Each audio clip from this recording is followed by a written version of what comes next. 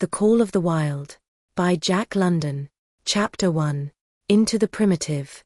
Old longing's nomadic leap, chafing at custom's chain, again from its brumal sleep wakens the ferine strain.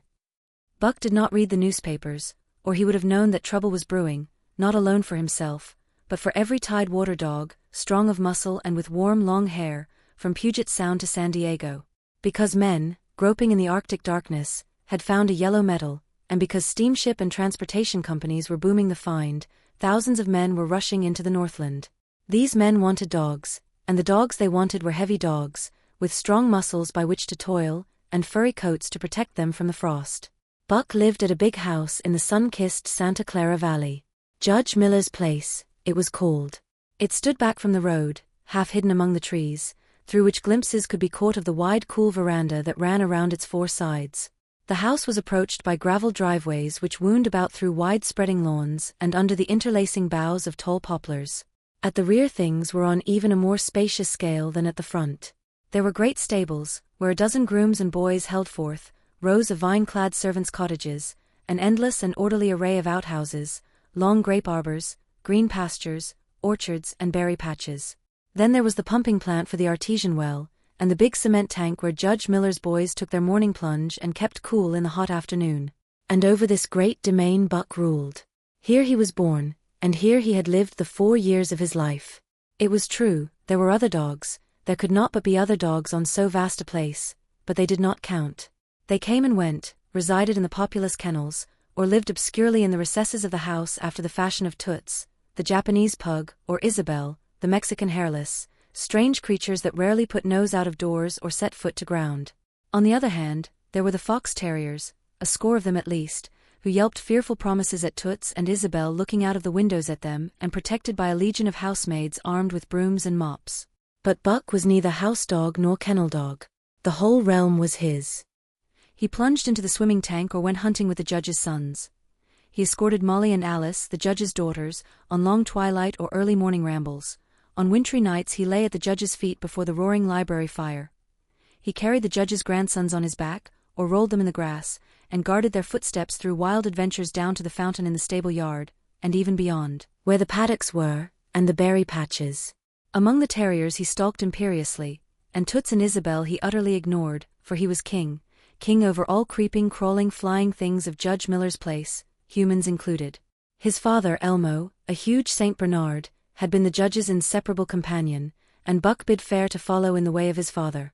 He was not so large, he weighed only 140 pounds, for his mother, Shep, had been a Scotch shepherd dog. Nevertheless, 140 pounds, to which was added the dignity that comes of good living and universal respect, enabled him to carry himself in right royal fashion. During the 4 years since his puppyhood, he had lived the life of a sated aristocrat. He had a fine pride in himself, was even a trifle egotistical, as country gentlemen sometimes become because of their insular situation. But he had saved himself by not becoming a mere pampered house dog. Hunting and kindred outdoor delights had kept down the fat and hardened his muscles, and to him, as to the cold tubbing races, the love of water had been a tonic and a health preserver. And this was the manner of dog Buck was in the fall of 1897, when the Klondike strike dragged men from all the world into the frozen north. But Buck did not read the newspapers, and he did not know that Manuel, one of the gardener's helpers, was an undesirable acquaintance. Manuel had one besetting sin. He loved to play Chinese lottery. Also, in his gambling, he had one besetting weakness: faith in a system, and this made his damnation certain. For to play a system requires money, while the wages of a gardener's helper do not lap over the needs of a wife and numerous progeny. The judge was at a meeting of the Raisin Growers Association, and the boys were busy organizing an athletic club, on the memorable night of Manuel's treachery. No one saw him and Buck go off through the orchard on what Buck imagined was merely a stroll. And with the exception of a solitary man, no one saw them arrive at the little flag station known as College Park. This man talked with Manuel, and money chinked between them. "You might wrap up the goods before you deliver him," the stranger said gruffly, and Manuel doubled a piece of stout rope around Buck's neck under the collar. "Twist it, and you'll choke en plenty," said Manuel, and the stranger grunted a ready affirmative. Buck had accepted the rope with quiet dignity. To be sure, it was an unwanted performance, but he had learned to trust in men he knew, and to give them credit for a wisdom that outreached his own. But when the ends of the rope were placed in the stranger's hands, he growled menacingly. He had merely intimated his displeasure, in his pride believing that to intimate was to command. But to his surprise the rope tightened around his neck, shutting off his breath. In quick rage he sprang at the man, who met him halfway, grappled him close by the throat, and with a deft twist threw him over on his back. Then the rope tightened mercilessly, while Buck struggled in a fury, his tongue lolling out of his mouth and his great chest panting futilely. Never in all his life had he been so vilely treated, and never in all his life had he been so angry. But his strength ebbed, his eyes glazed, and he knew nothing when the train was flagged and the two men threw him into the baggage car. The next he knew, he was dimly aware that his tongue was hurting and that he was being jolted along in some kind of a conveyance. The hoarse shriek of a locomotive whistling a crossing told him where he was. He had traveled too often with the judge not to know the sensation of riding in a baggage car. He opened his eyes, and into them came the unbridled anger of a kidnapped king. The man sprang for his throat, but Buck was too quick for him. His jaws closed on the hand, nor did they relax till his senses were choked out of him once more. "Yep, has fits," the man said, hiding his mangled hand from the baggage man, who had been attracted by the sounds of struggle. "I'm talking him up for the boss to Frisco. A crack dog doctor there thinks that he can cure him." Concerning that night's ride, the man spoke most eloquently for himself, in a little shed back of a saloon on the San Francisco waterfront. "All I get is 50 for it," he grumbled, "and I wouldn't do it over for 1,000 cold cash." His hand was wrapped in a bloody handkerchief, and the right trouser leg was ripped from knee to ankle. "How much did the other mug get?" the saloon keeper demanded. "100, was the reply. "Wouldn't take a so less, so help me." "That makes 150, the saloon keeper calculated, "and he's worth it, or I'm a square head." The kidnapper undid the bloody wrappings and looked at his lacerated hand. "If I don't get the hydrophobia, it'll be because you was born to hang," laughed the saloon keeper. "Here, lend me a hand before you pull your freight," he added. Dazed, suffering intolerable pain from throat and tongue, with the life half throttled out of him, Buck attempted to face his tormentors. But he was thrown down and choked repeatedly, till they succeeded in filing the heavy brass collar from off his neck. Then the rope was removed, and he was flung into a cage-like crate. There he lay for the remainder of the weary night, nursing his wrath and wounded pride. He could not understand what it all meant. What did they want with him, these strange men? Why were they keeping him pent up in this narrow crate? He did not know why, but he felt oppressed by the vague sense of impending calamity. Several times during the night he sprang to his feet when the shed door rattled open, expecting to see the judge, or the boys at least. But each time it was the bulging face of the saloon keeper that peered in at him by the sickly light of a tallow candle. And each time the joyful bark that trembled in Buck's throat was twisted into a savage growl. But the saloon keeper let him alone, and in the morning 4 men entered and picked up the crate. More tormentors, Buck decided, for they were evil-looking creatures, ragged and unkempt, and he stormed and raged at them through the bars. They only laughed and poked sticks at him, which he promptly assailed with his teeth till he realized that that was what they wanted. Whereupon he lay down sullenly and allowed the crate to be lifted into a wagon. Then he, and the crate in which he was imprisoned, began a passage through many hands. Clerks in the express office took charge of him. He was carted about in another wagon. A truck carried him with an assortment of boxes and parcels upon a ferry steamer. He was trucked off the steamer into a great railway depot, and finally he was deposited in an express car. For 2 days and nights this express car was dragged along at the tail of shrieking locomotives, and for 2 days and nights Buck neither ate nor drank. In his anger he had met the first advances of the express messengers with growls, and they had retaliated by teasing him. When he flung himself against the bars, quivering and frothing, they laughed at him and taunted him. They growled and barked like detestable dogs, mewed, and flapped their arms and crowed.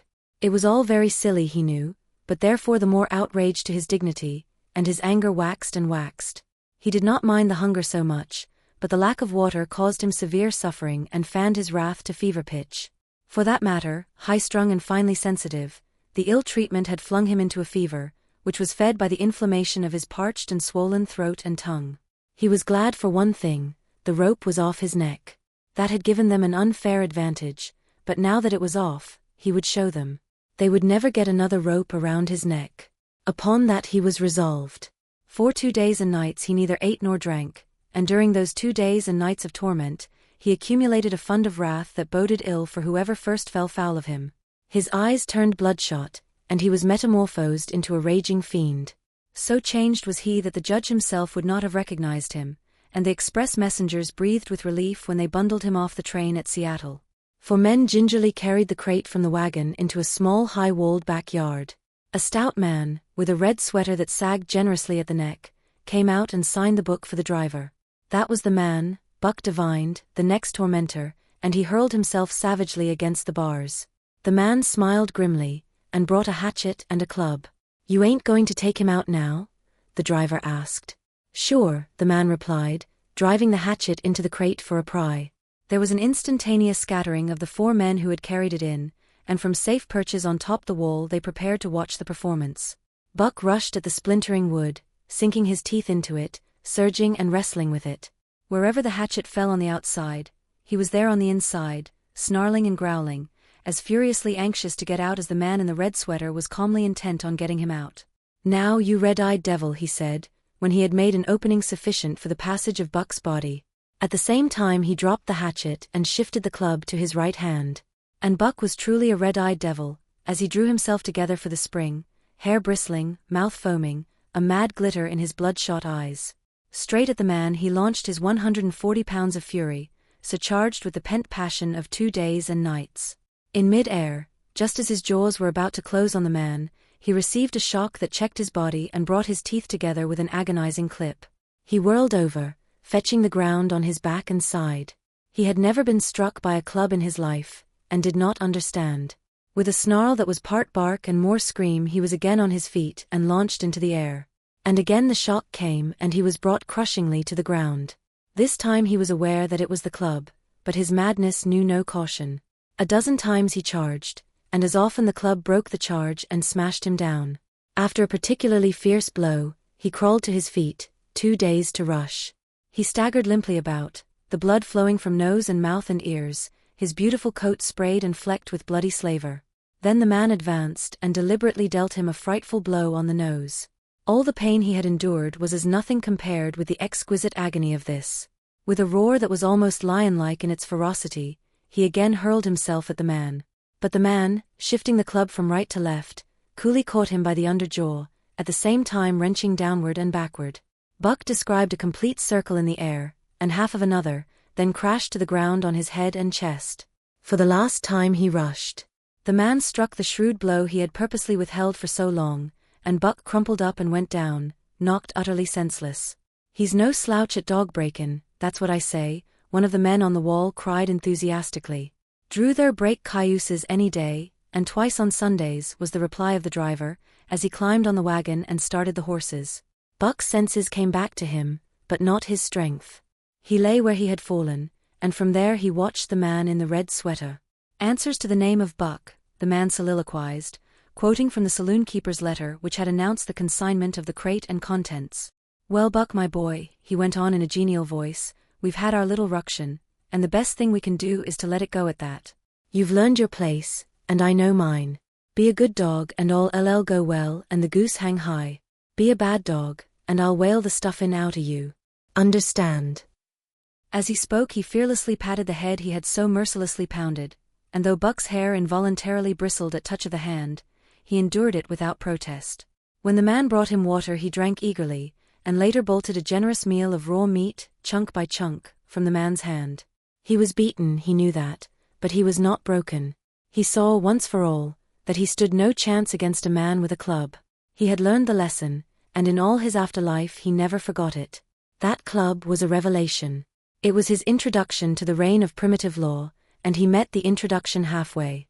The facts of life took on a fiercer aspect, and while he faced that aspect uncowed, he faced it with all the latent cunning of his nature aroused. As the days went by, other dogs came in crates and at the ends of ropes, some docilely, and some raging and roaring as he had come, and one and all, he watched them pass under the dominion of the man in the red sweater. Again and again, as he looked at each brutal performance, the lesson was driven home to Buck. A man with a club was a lawgiver, a master to be obeyed, though not necessarily conciliated. Of this last Buck was never guilty, though he did see beaten dogs that fawned upon the man, and wagged their tails, and licked his hand. Also he saw one dog, that would neither conciliate nor obey, finally killed in the struggle for mastery. Now and again men came, strangers, who talked excitedly, wheedlingly, and in all kinds of fashions to the man in the red sweater. And at such times that money passed between them, the strangers took one or more of the dogs away with them. Buck wondered where they went, for they never came back, but the fear of the future was strong upon him, and he was glad each time when he was not selected. Yet his time came in the end, in the form of a little weazened man who spat broken English and many strange and uncouth exclamations which Buck could not understand. "Sacredam!" he cried, when his eyes lit upon Buck. "Dat one damn bully dog." "Eh? How much?" 300 and a present at that, was the prompt reply of the man in the red sweater. "And seem it's government money, you ain't got no kick coming, eh, Perrault?" Perrault grinned. Considering that the price of dogs had been boomed skyward by the unwanted demand, it was not an unfair sum for so fine an animal. The Canadian government would be no loser, nor would its dispatches travel the slower. Perrault knew dogs, and when he looked at Buck he knew that he was 1 in 1,000, 1 in 10,000, he commented mentally. Buck saw money pass between them, and was not surprised when Curly, a good-natured Newfoundland, and he were led away by the little weazened man. That was the last he saw of the man in the red sweater, and as Curly and he looked at receding Seattle from the deck of the Narwhal, it was the last he saw of the warm Southland. Curly and he were taken below by Perrault and turned over to a black-faced giant called François. Perrault was a French-Canadian and swarthy, but François was a French-Canadian half-breed, and twice as swarthy. They were a new kind of men to Buck, of which he was destined to see many more, and while he developed no affection for them, he none the less grew honestly to respect them. He speedily learned that Perrault and François were fair men, calm and impartial in administering justice, and too wise in the way of dogs to be fooled by dogs. In the 'tween decks of the Narwhal, Buck and Curly joined 2 other dogs. One of them was a big snow-white fellow from Spitzbergen who had been brought away by a whaling captain, and who had later accompanied a geological survey into the Barrens. He was friendly, in a treacherous sort of way, smiling into one's face the while he meditated some underhand trick, as for instance, when he stole from Buck's food at the first meal. As Buck sprang to punish him, the lash of François' whip sang through the air, reaching the culprit first, and nothing remained to Buck but to recover the bone. That was fair of François, he decided, and the half-breed began his rise in Buck's estimation. The other dog made no advances, nor received any. Also, he did not attempt to steal from the newcomers. He was a gloomy, morose fellow, and he showed Curly plainly that all he desired was to be left alone, and further that there would be trouble if he were not left alone. Dave he was called, and he ate and slept, or yawned between times, and took interest in nothing, not even when the Narwhal crossed Queen Charlotte Sound and rolled and pitched and bucked like a thing possessed. When Buck and Curly grew excited, half wild with fear, he raised his head as though annoyed, favored them with an incurious glance, yawned, and went to sleep again. Day and night the ship throbbed to the tireless pulse of the propeller, and though one day was very like another, it was apparent to Buck that the weather was steadily growing colder. At last, one morning, the propeller was quiet, and the Narwhal was pervaded with an atmosphere of excitement. He felt it, as did the other dogs, and knew that a change was at hand. François leashed them and brought them on deck. At the first step upon the cold surface, Buck's feet sank into a white mushy something very like mud. He sprang back with a snort. More of this white stuff was falling through the air. He shook himself, but more of it fell upon him. He sniffed it curiously, then licked some up on his tongue. It bit like fire, and the next instant was gone. This puzzled him. He tried it again, with the same result. The onlookers laughed uproariously, and he felt ashamed, he knew not why, for it was his first snow. Chapter 2. The Lore of Club and Fong. Buck's first day on the Dyea beach was like a nightmare. Every hour was filled with shock and surprise. He had been suddenly jerked from the heart of civilization and flung into the heart of things primordial. No lazy, sun-kissed life was this, with nothing to do but loaf and be bored. Here was neither peace, nor rest, nor a moment's safety. All was confusion and action, and every moment life and limb were in peril. There was imperative need to be constantly alert, for these dogs and men were not town dogs and men. They were savages, all of them, who knew no law but the law of club and fong. He had never seen dogs fight as these wolfish creatures fought, and his first experience taught him an unforgettable lesson.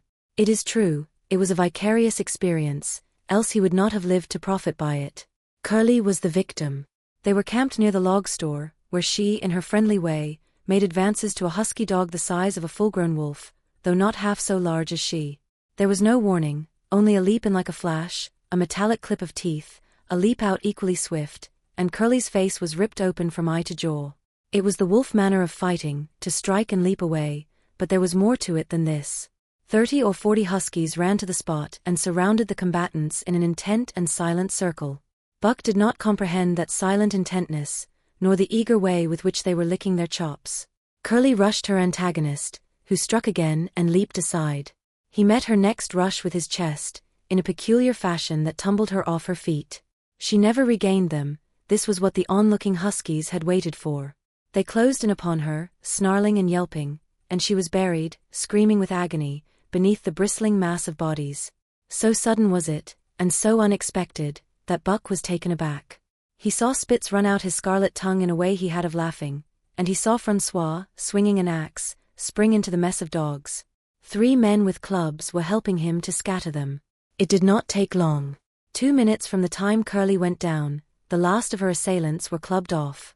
But she lay there limp and lifeless in the bloody trampled snow, almost literally torn to pieces, the swart half-breed standing over her and cursing horribly. The scene often came back to Buck to trouble him in his sleep. So that was the way. No fair play.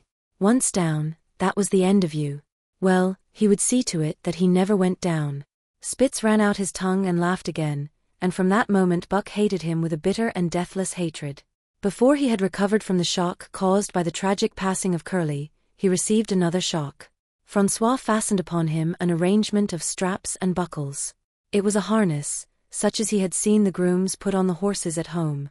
And as he had seen horses work, so he was set to work, hauling Francois on a sled to the forest that fringed the valley, and returning with a load of firewood.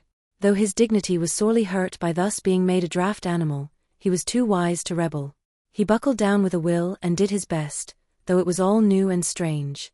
Francois was stern, demanding instant obedience, and by virtue of his whip receiving instant obedience, while Dave, who was an experienced wheeler, nipped Buck's hindquarters whenever he was in error. Spitz was the leader, likewise experienced, and while he could not always get at Buck, he growled sharp reproof now and again, or cunningly threw his weight in the traces to jerk Buck into the way he should go. Buck learned easily, and under the combined tuition of his 2 mates and Francois made remarkable progress. Ere they returned to camp he knew enough to stop at hoe, to go ahead at mush, to swing wide on the bends, and to keep clear of the wheeler when the loaded sled shot downhill at their heels. "Tree va good dogs," Francois told Perrault. "Dat buk, heim Paul lak hel. Itich heim kwiekes enitingi." By afternoon Perrault, who was in a hurry to be on the trail with his dispatches, returned with 2 more dogs. Billy and Joe he called them, 2 brothers, and true huskies both. Sons of the one mother though they were as different as day and night. Billy's one fault was his excessive good nature, while Joe was the very opposite, sour and introspective, with a perpetual snarl and a malignant eye. Buck received them in comradely fashion, Dave ignored them, while Spitz proceeded to thrash first one and then the other. Billy wagged his tail appeasingly, turned to run when he saw that appeasement was of no avail, and cried, still appeasingly, when Spitz's sharp teeth scored his flank. But no matter how Spitz circled, Joe whirled around on his heels to face him, mane bristling, ears laid back, lips writhing and snarling, jaws clipping together as fast as he could snap, and eyes diabolically gleaming the incarnation of belligerent fear. So terrible was his appearance that Spitz was forced to forego disciplining him, but to cover his own discomfiture he turned upon the inoffensive and wailing Billy and drove him to the confines of the camp. By evening Perrault secured another dog, an old husky, long and lean and gaunt, with a battle-scarred face and a single eye which flashed a warning of prowess that commanded respect. He was called Solex, which means the angry one. Like Dave, he asked nothing, gave nothing, expected nothing, and when he marched slowly and deliberately into their midst, even Spitz left him alone. He had one peculiarity which Buck was unlucky enough to discover. He did not like to be approached on his blind side. Of this offense Buck was unwittingly guilty, and the first knowledge he had of his indiscretion was when Solex whirled upon him and slashed his shoulder to the bone for 3 inches up and down. Forever after Buck avoided his blind side, and to the last of their comradeship had no more trouble. His only apparent ambition, like Dave's, was to be left alone, though, as Buck was afterward to learn, each of them possessed one other and even more vital ambition. That night Buck faced the great problem of sleeping. The tent, illumined by a candle, glowed warmly in the midst of the white plain, and when he, as a matter of course, entered it, both Perrault and Francois bombarded him with curses and cooking utensils, till he recovered from his consternation and fled ignominiously into the outer cold. A chill wind was blowing that nipped him sharply and bit with a special venom into his wounded shoulder. He lay down on the snow and attempted to sleep, but the frost soon drove him shivering to his feet. Miserable and disconsolate, he wandered about among the many tents, only to find that one place was as cold as another. Here and there savage dogs rushed upon him, but he bristled his neck hair and snarled, for he was learning fast, and they let him go his way unmolested. Finally an idea came to him. He would return and see how his own teammates were making out. To his astonishment, they had disappeared. Again he wandered about through the great camp, looking for them, and again he returned. Were they in the tent? No, that could not be, else he would not have been driven out. Then where could they possibly be? With drooping tail and shivering body, very forlorn indeed, he aimlessly circled the tent. Suddenly the snow gave way beneath his 4 legs and he sank down. Something wriggled under his feet. He sprang back, bristling and snarling, fearful of the unseen and unknown. But a friendly little yelp reassured him, and he went back to investigate.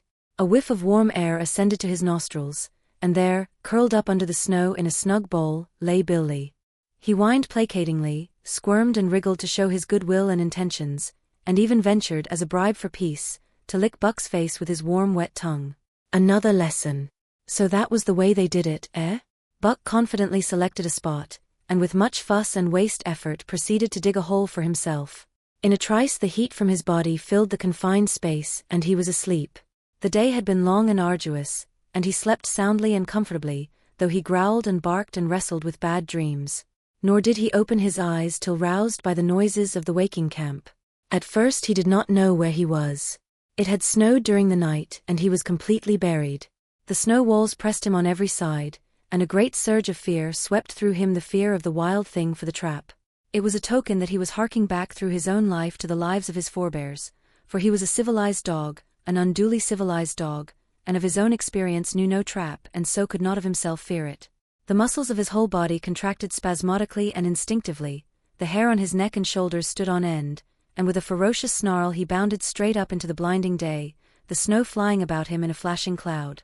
Ere he landed on his feet, he saw the white camp spread out before him and knew where he was and remembered all that had passed from the time he went for a stroll with Manuel to the hole he had dug for himself the night before. A shout from Francois hailed his appearance. "What I say?" the dog driver cried to Perrault. "Dat Buck for sure learn quick as anything." Perrault nodded gravely. As courier for the Canadian government, bearing important dispatches, he was anxious to secure the best dogs, and he was particularly gladdened by the possession of Buck. 3 more huskies were added to the team inside an hour, making a total of 9, and before another quarter of an hour had passed they were in harness and swinging up the trail toward the Dye Cannon. Buck was glad to be gone, and though the work was hard he found he did not particularly despise it. He was surprised at the eagerness which animated the whole team and which was communicated to him, but still more surprising was the change wrought in Dave and Solex. They were new dogs, utterly transformed by the harness. All passiveness and unconcern had dropped from them. They were alert and active, anxious that the work should go well, and fiercely irritable with whatever, by delay or confusion, retarded that work. The toil of the traces seemed the supreme expression of their being, and all that they lived for and the only thing in which they took delight. Dave was wheeler or sled dog, pulling in front of him was Buck, then came Solex, the rest of the team was strung out ahead, single file, to the leader, which position was filled by Spitz. Buck had been purposely placed between Dave and Solex so that he might receive instruction. Apt scholar that he was, they were equally apt teachers, never allowing him to linger long in error, and enforcing their teaching with their sharp teeth. Dave was fair and very wise. He never nipped Buck without cause, and he never failed to nip him when he stood in need of it. As Francois's whip backed him up, Buck found it to be cheaper to mend his ways than to retaliate. Once, during a brief halt, when he got tangled in the traces and delayed the start, both Dave and Solex flew at him and administered a sound trouncing. The resulting tangle was even worse, but Buck took good care to keep the traces clear thereafter, and ere the day was done, so well had he mastered his work, his mates about ceased nagging him. Francois's whip snapped less frequently, and Perrault even honored Buck by lifting up his feet and carefully examining them. It was a hard day's run up the cannon, through sheep camp, past the scales and the timberline, across glaciers and snowdrifts hundreds of feet deep, and over the great Chilkoot Divide, which stands between the salt water and the fresh and guards forbiddingly the sad and lonely north. They made good time down the chain of lakes which fills the craters of extinct volcanoes, and late that night pulled into the huge camp at the head of Lake Bennett, where thousands of gold seekers were building boats against the breakup of the ice in the spring. Buck made his hole in the snow and slept the sleep of the exhausted just, but all too early was routed out in the cold darkness and harnessed with his mates to the sled. That day they made 40 miles, the trail being packed, but the next day and for many days to follow, they broke their own trail, worked harder, and made poorer time. As a rule, Perrault traveled ahead of the team, packing the snow with webbed shoes to make it easier for them. François, guiding the sled at the G-pole, sometimes exchanged places with him, but not often. Perrault was in a hurry, and he prided himself on his knowledge of ice, which knowledge was indispensable, for the fall ice was very thin, and where there was swift water, there was no ice at all. Day after day, for days unending, Buck toiled in the traces. Always, they broke camp in the dark, and the first gray of dawn found them hitting the trail with fresh miles reeled off behind them. And always they pitched camp after dark, eating their bit of fish, and crawling to sleep into the snow. Buck was ravenous. The pound-and-a-half of sun-dried salmon, which was his ration for each day, seemed to go nowhere. He never had enough, and suffered from perpetual hunger pangs. Yet the other dogs, because they weighed less and were born to the life, received a pound only of the fish and managed to keep in good condition. He swiftly lost the fastidiousness which had characterized his old life. A dainty eater, he found that his mates, finishing first, robbed him of his unfinished ration. There was no defending it. While he was fighting off 2 or 3, it was disappearing down the throats of the others. To remedy this, he ate as fast as they, and so greatly did hunger compel him, he was not above taking what did not belong to him. He watched and learned. When he saw Pike, one of the new dogs, a clever malingerer and thief, slyly steal a slice of bacon when Perrault's back was turned, he duplicated the performance the following day, getting away with the whole chunk. A great uproar was raised, but he was unsuspected, while Dub, an awkward blunderer who was always getting caught, was punished for Buck's misdeed. This first theft marked Buck as fit to survive in the hostile Northland environment. It marked his adaptability, his capacity to adjust himself to changing conditions, the lack of which would have meant swift and terrible death. It marked, further, the decay or going to pieces of his moral nature, a vain thing and a handicap in the ruthless struggle for existence. It was all well enough in the Southland, under the law of love and fellowship, to respect private property and personal feelings, but in the Northland, under the law of club and fong, whoso took such things into account was a fool, and in so far as he observed them he would fail to prosper. Not that Buck reasoned it out. He was fit, that was all, and unconsciously he accommodated himself to the new mode of life. All his days, no matter what the odds, he had never run from a fight. But the club of the man in the red sweater had beaten into him a more fundamental and primitive code.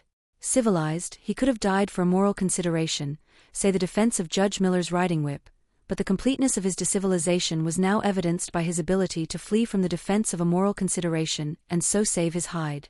He did not steal for joy of it, but because of the clamor of his stomach.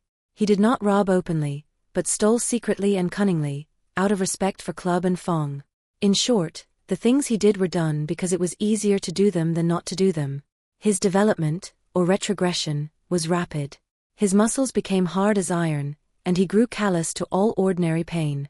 He achieved an internal as well as external economy.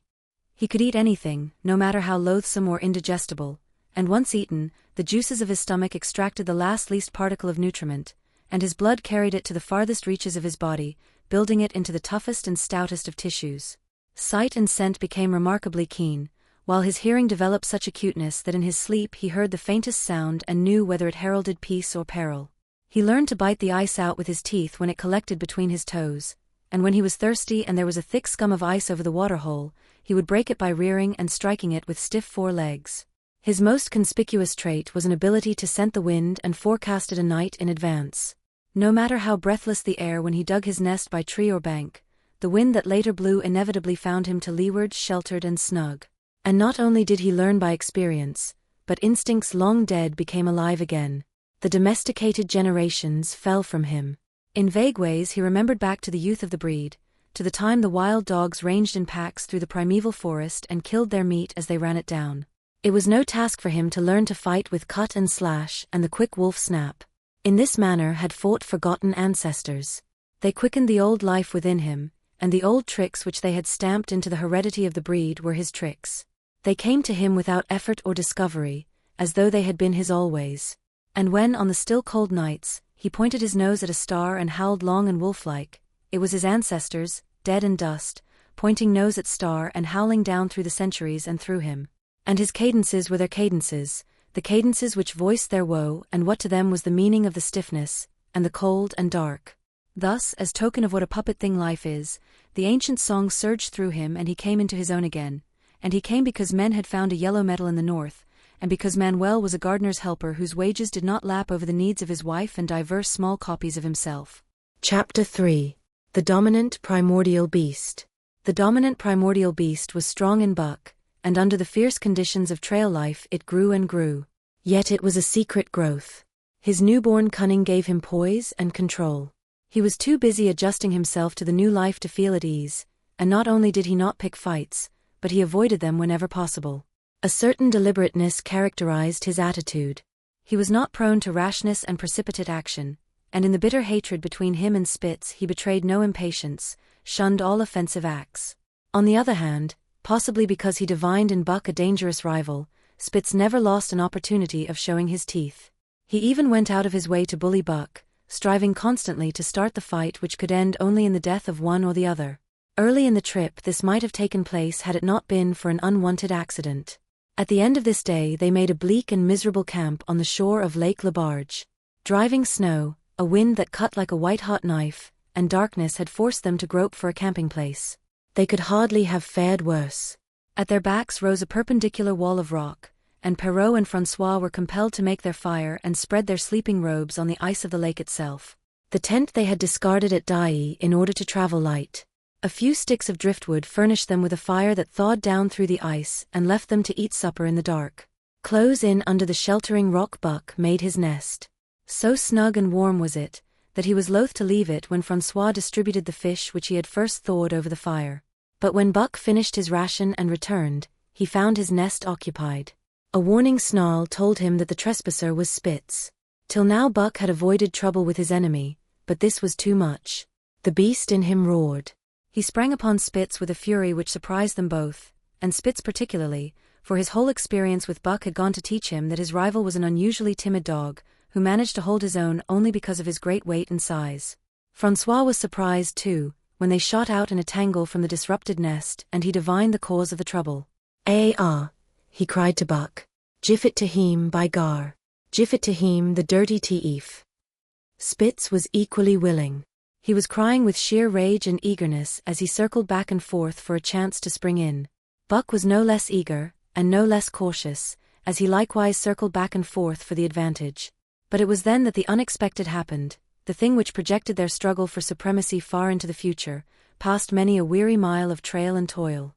An oath from Perrault, the resounding impact of a club upon a bony frame, and a shrill yelp of pain, heralded the breaking forth of pandemonium. The camp was suddenly discovered to be alive with skulking furry forms, starving huskies, 4 or 5 score of them, who had scented the camp from some Indian village. They had crept in while Buck and Spitz were fighting, and when the 2 men sprang among them with stout clubs they showed their teeth and fought back. They were crazed by the smell of the food. Perrault found one with head buried in the grub box. His club landed heavily on the gaunt ribs, and the grub box was capsized on the ground. On the instant a score of the famished brutes were scrambling for the bread and bacon. The clubs fell upon them unheeded. They yelped and howled under the rain of blows, but struggled none the less madly till the last crumb had been devoured. In the meantime the astonished team dogs had burst out of their nests only to be set upon by the fierce invaders. Never had Buck seen such dogs. It seemed as though their bones would burst through their skins. They were mere skeletons, draped loosely in draggled hides, with blazing eyes and slavered fangs. But the hunger madness made them terrifying, irresistible. There was no opposing them. The team dogs were swept back against the cliff at the first onset. Buck was beset by 3 huskies, and in a trice his head and shoulders were ripped and slashed. The din was frightful. Billy was crying as usual. Dave and Solex, dripping blood from a score of wounds, were fighting bravely side by side. Joe was snapping like a demon. Once, his teeth closed on the foreleg of a husky, and he crunched down through the bone. Pike, the malingerer, leaped upon the crippled animal, breaking its neck with a quick flash of teeth and a jerk. Buck got a frothing adversary by the throat, and was sprayed with blood when his teeth sank through the jugular. The warm taste of it in his mouth goaded him to greater fierceness. He flung himself upon another, and at the same time felt teeth sink into his own throat. It was Spitz, treacherously attacking from the side.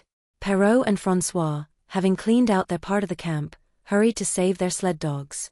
The wild wave of famished beasts rolled back before them, and Buck shook himself free.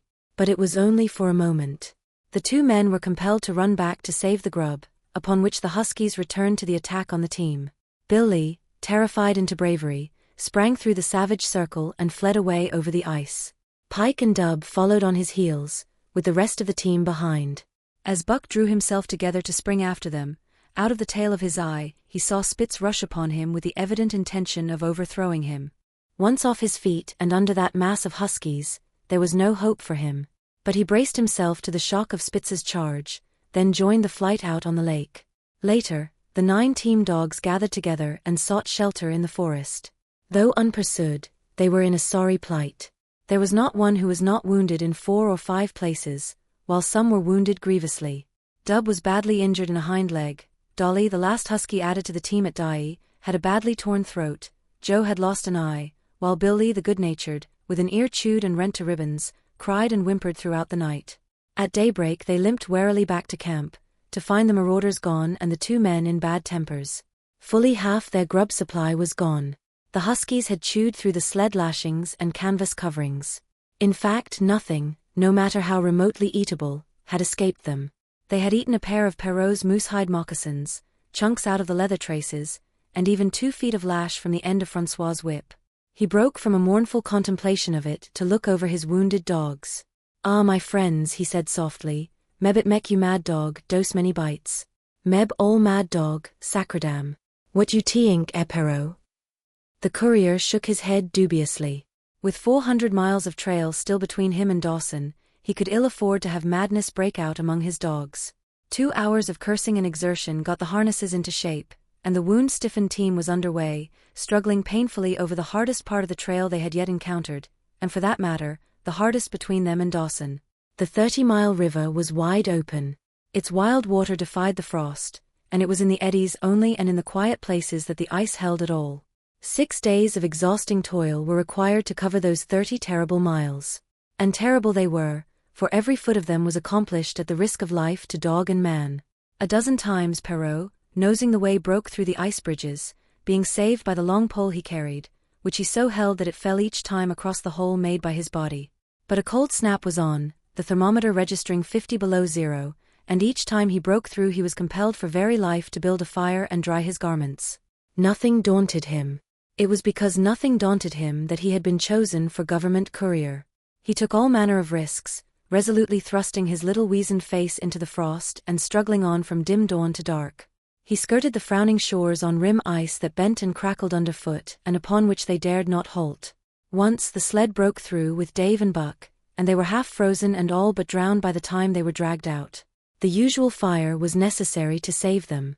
They were coated solidly with ice, and the 2 men kept them on the run around the fire, sweating and thawing, so close that they were singed by the flames. At another time Spitz went through, dragging the whole team after him up to Buck, who strained backward with all his strength, his 4 paws on the slippery edge and the ice quivering and snapping all around. But behind him was Dave, likewise straining backward, and behind the sled was Francois, pulling till his tendons cracked. Again, the rim ice broke away before and behind, and there was no escape except up the cliff. Perrault scaled it by a miracle, while Francois prayed for just that miracle, and with every thong and sled lashing and the last bit of harness rove into a long rope, the dogs were hoisted, one by one, to the cliff crest. Francois came up last, after the sled and load. Then came the search for a place to descend, which descent was ultimately made by the aid of the rope, and night found them back on the river with a 1/4 of a mile to the day's credit. By the time they made the Hootalinqua and Good Ice, Buck was played out. The rest of the dogs were in like condition, but Perrault, to make up lost time, pushed them late and early. The first day they covered 35 miles to the Big Salmon, the next day 35 more to the Little Salmon, the third day 40 miles, which brought them well up toward the 5 Fingers. Buck's feet were not so compact and hard as the feet of the Huskies. His had softened during the many generations since the day his last wild ancestor was tamed by a cave dweller or riverman. All day long he limped in agony, and camp once made, lay down like a dead dog. Hungry as he was, he would not move to receive his ration of fish, which Francois had to bring to him. Also, the dog driver rubbed Buck's feet for half an hour each night after supper, and sacrificed the tops of his own moccasins to make 4 moccasins for Buck. This was a great relief, and Buck caused even the weazened face of Perrault to twist itself into a grin one morning, when Francois forgot the moccasins and Buck lay on his back, his 4 feet waving appealingly in the air, and refused to budge without them. Later his feet grew hard to the trail, and the worn-out footgear was thrown away. At the Pelly one morning, as they were harnessing up, Dolly, who had never been conspicuous for anything, went suddenly mad. She announced her condition by a long heartbreaking wolf howl that sent every dog bristling with fear, then sprang straight for Buck. He had never seen a dog go mad, nor did he have any reason to fear madness, yet he knew that here was horror, and fled away from it in a panic. Straight away he raced, with Dolly panting and frothing, 1 leap behind, nor could she gain on him, so great was his terror, nor could he leave her, so great was her madness. He plunged through the wooded breast of the island, flew down to the lower end, crossed a back channel filled with rough ice to another island, gained a 3rd island, curved back to the main river, and in desperation started to cross it. And all the time, though he did not look, he could hear her snarling just 1 leap behind.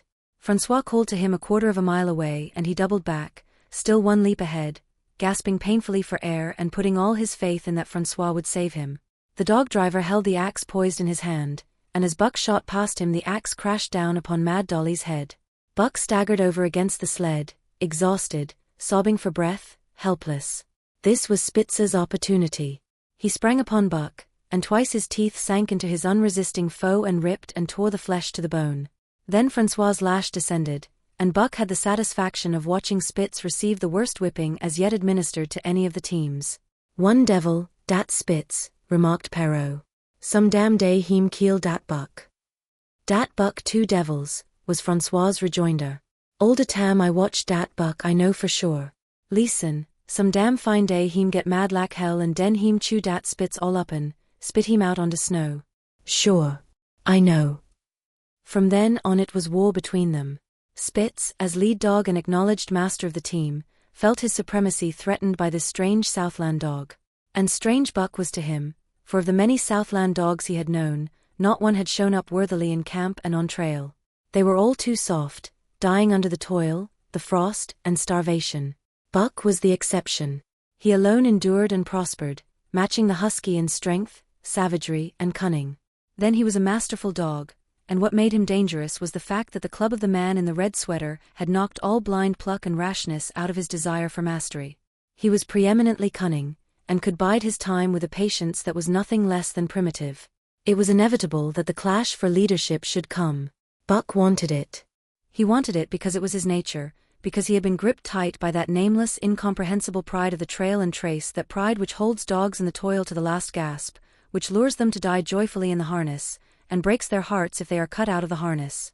This was the pride of Dave as wheel dog, of Solex as he pulled with all his strength, the pride that laid hold of them at break of camp, transforming them from sour and sullen brutes into straining, eager, ambitious creatures, the pride that spurred them on all day and dropped them at pitch of camp at night, letting them fall back into gloomy unrest and uncontent. This was the pride that bore up Spitz and made him thrash the sled dogs who blundered and shirked in the traces or hid away at harness-up time in the morning.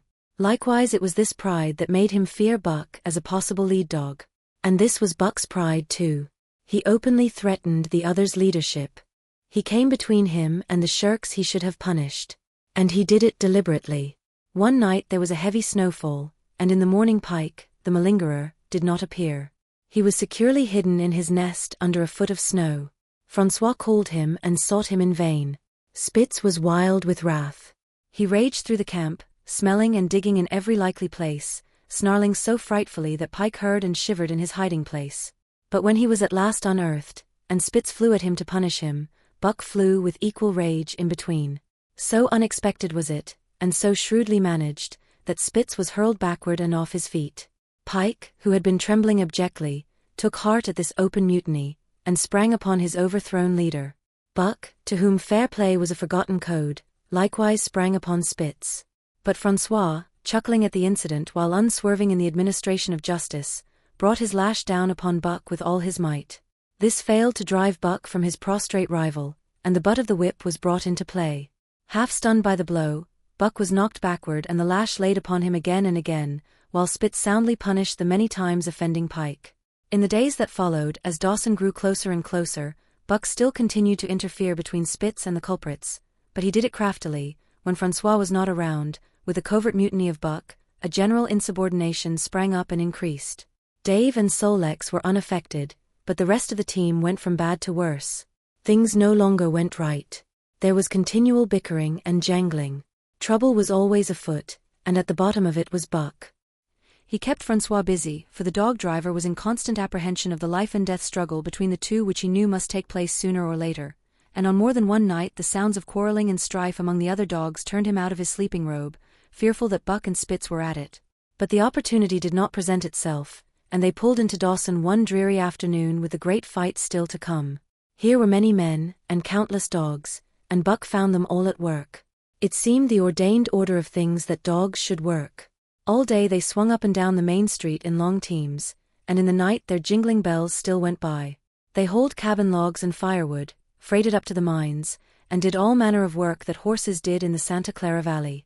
Here and there Buck met Southland dogs, but in the main they were the wild wolf husky breed. Every night, regularly, at 9, at 12, at 3, they lifted a nocturnal song, a weird and eerie chant, in which it was Buck's delight to join. With the aurora borealis flaming coldly overhead, or the stars leaping in the frost dance, and the land numb and frozen under its pall of snow, this song of the huskies might have been the defiance of life, only it was pitched in minor key, with long-drawn wailings and half-sobs, and was more the pleading of life, the articulate travail of existence. It was an old song, old as the breed itself, one of the first songs of the younger world in a day when songs were sad. It was invested with the woe of unnumbered generations, this plaint by which Buck was so strangely stirred. When he moaned and sobbed, it was with the pain of living that was of old the pain of his wild fathers, and the fear and mystery of the cold and dark that was to them fear and mystery. And that he should be stirred by it marked the completeness with which he harked back through the ages of fire and roof to the raw beginnings of life in the howling ages. 7 days from the time they pulled into Dawson, they dropped down the steep bank by the barracks to the Yukon Trail, and pulled for Dyea and salt water. Perrault was carrying dispatches if anything more urgent than those he had brought in.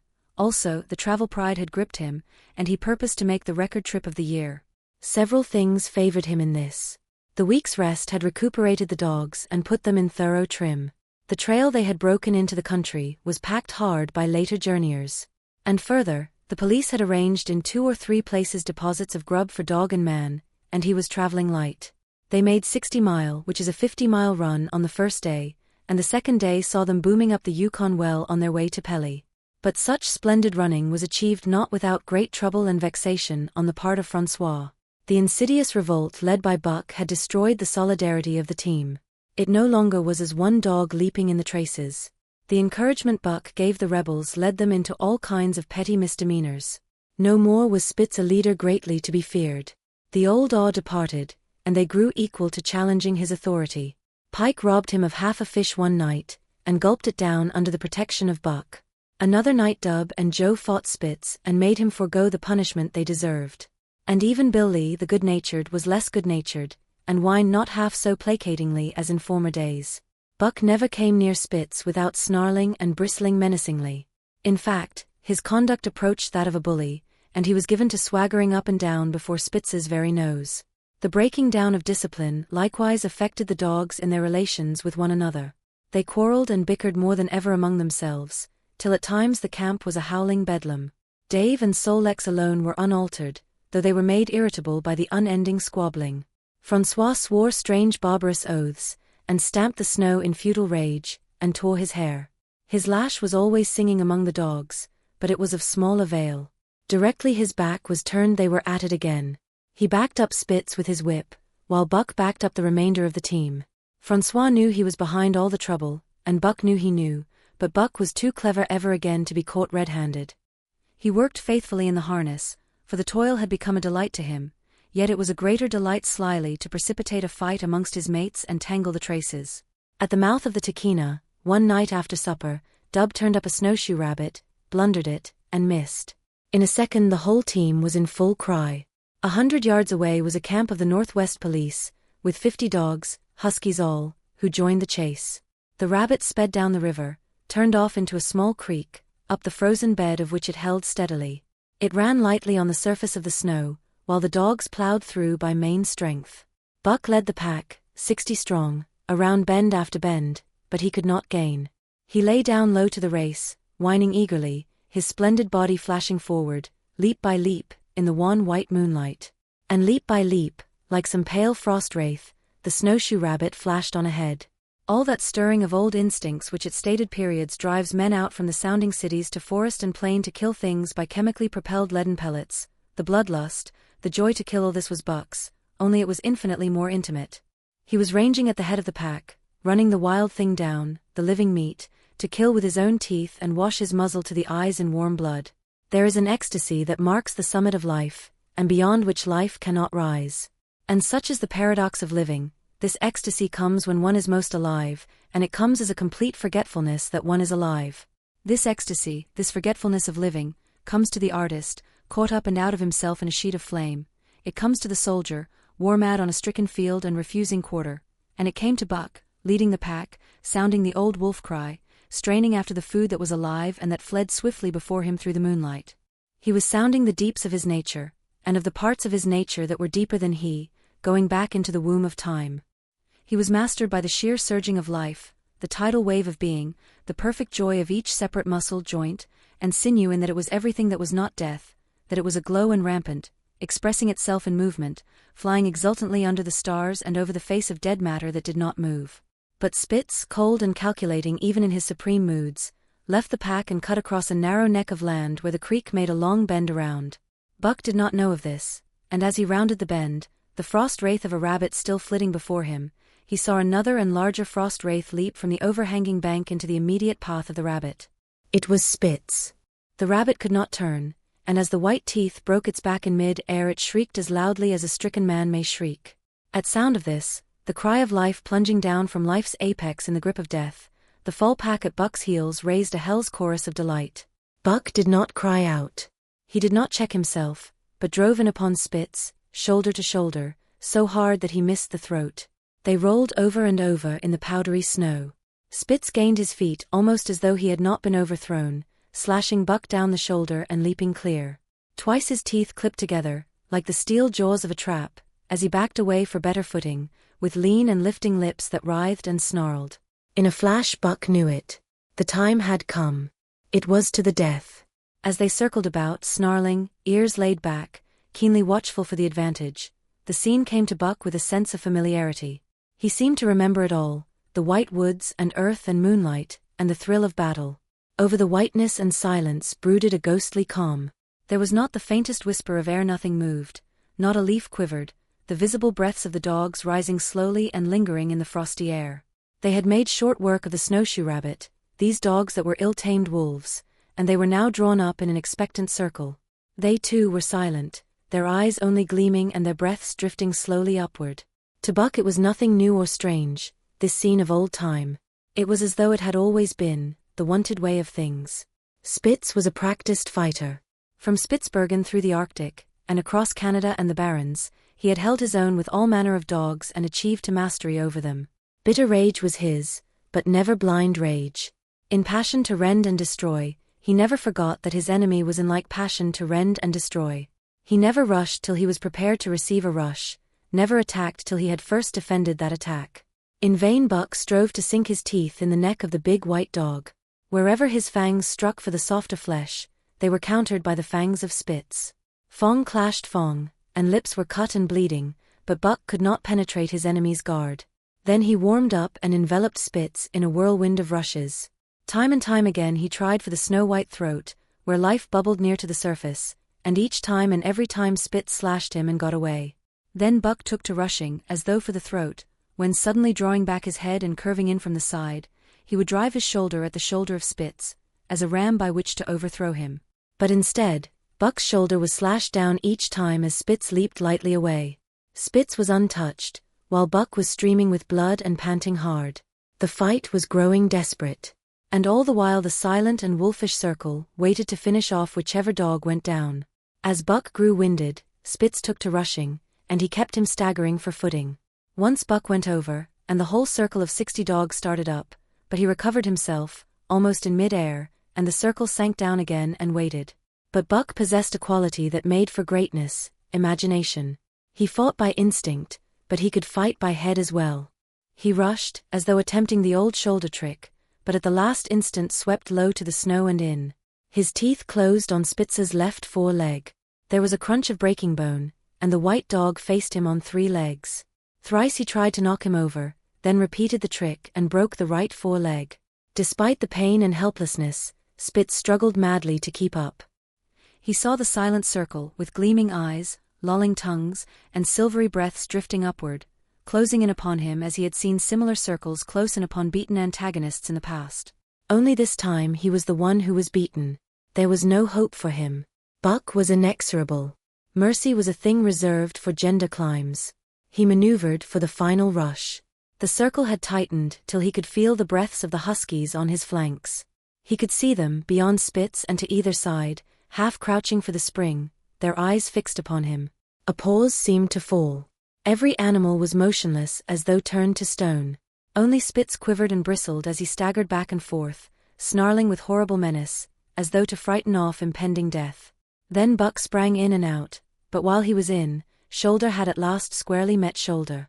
The dark circle became a dot on the moon-flooded snow as Spitz disappeared from view. Buck stood and looked on, the successful champion, the dominant primordial beast who had made his kill and found it good. Chapter 4. Who has won to mastership? What I say? I speak true when I say dat Buck 2 devils. This was Francois's speech next morning when he discovered Spitz missing and Buck covered with wounds. He drew him to the fire and by its light pointed them out. Dat Spitz fight like hell, said Perrault, as he surveyed the gaping rips and cuts. And dat Buck fight like 2 hells, was Francois's answer. And now we make good time. No more Spitz, no more trouble sure. While Perrault packed the camp outfit and loaded the sled, the dog driver proceeded to harness the dogs. Buck trotted up to the place Spitz would have occupied as leader, but Francois, not noticing him, brought Solex to the coveted position. In his judgment, Solex was the best lead dog left. Buck sprang upon Solex in a fury, driving him back and standing in his place. Francois cried, slapping his thighs gleefully. Look at dat Buck. Heem kill dat Spitz. Heem taying to take the job. Go away, Chook, he cried, but Buck refused to budge.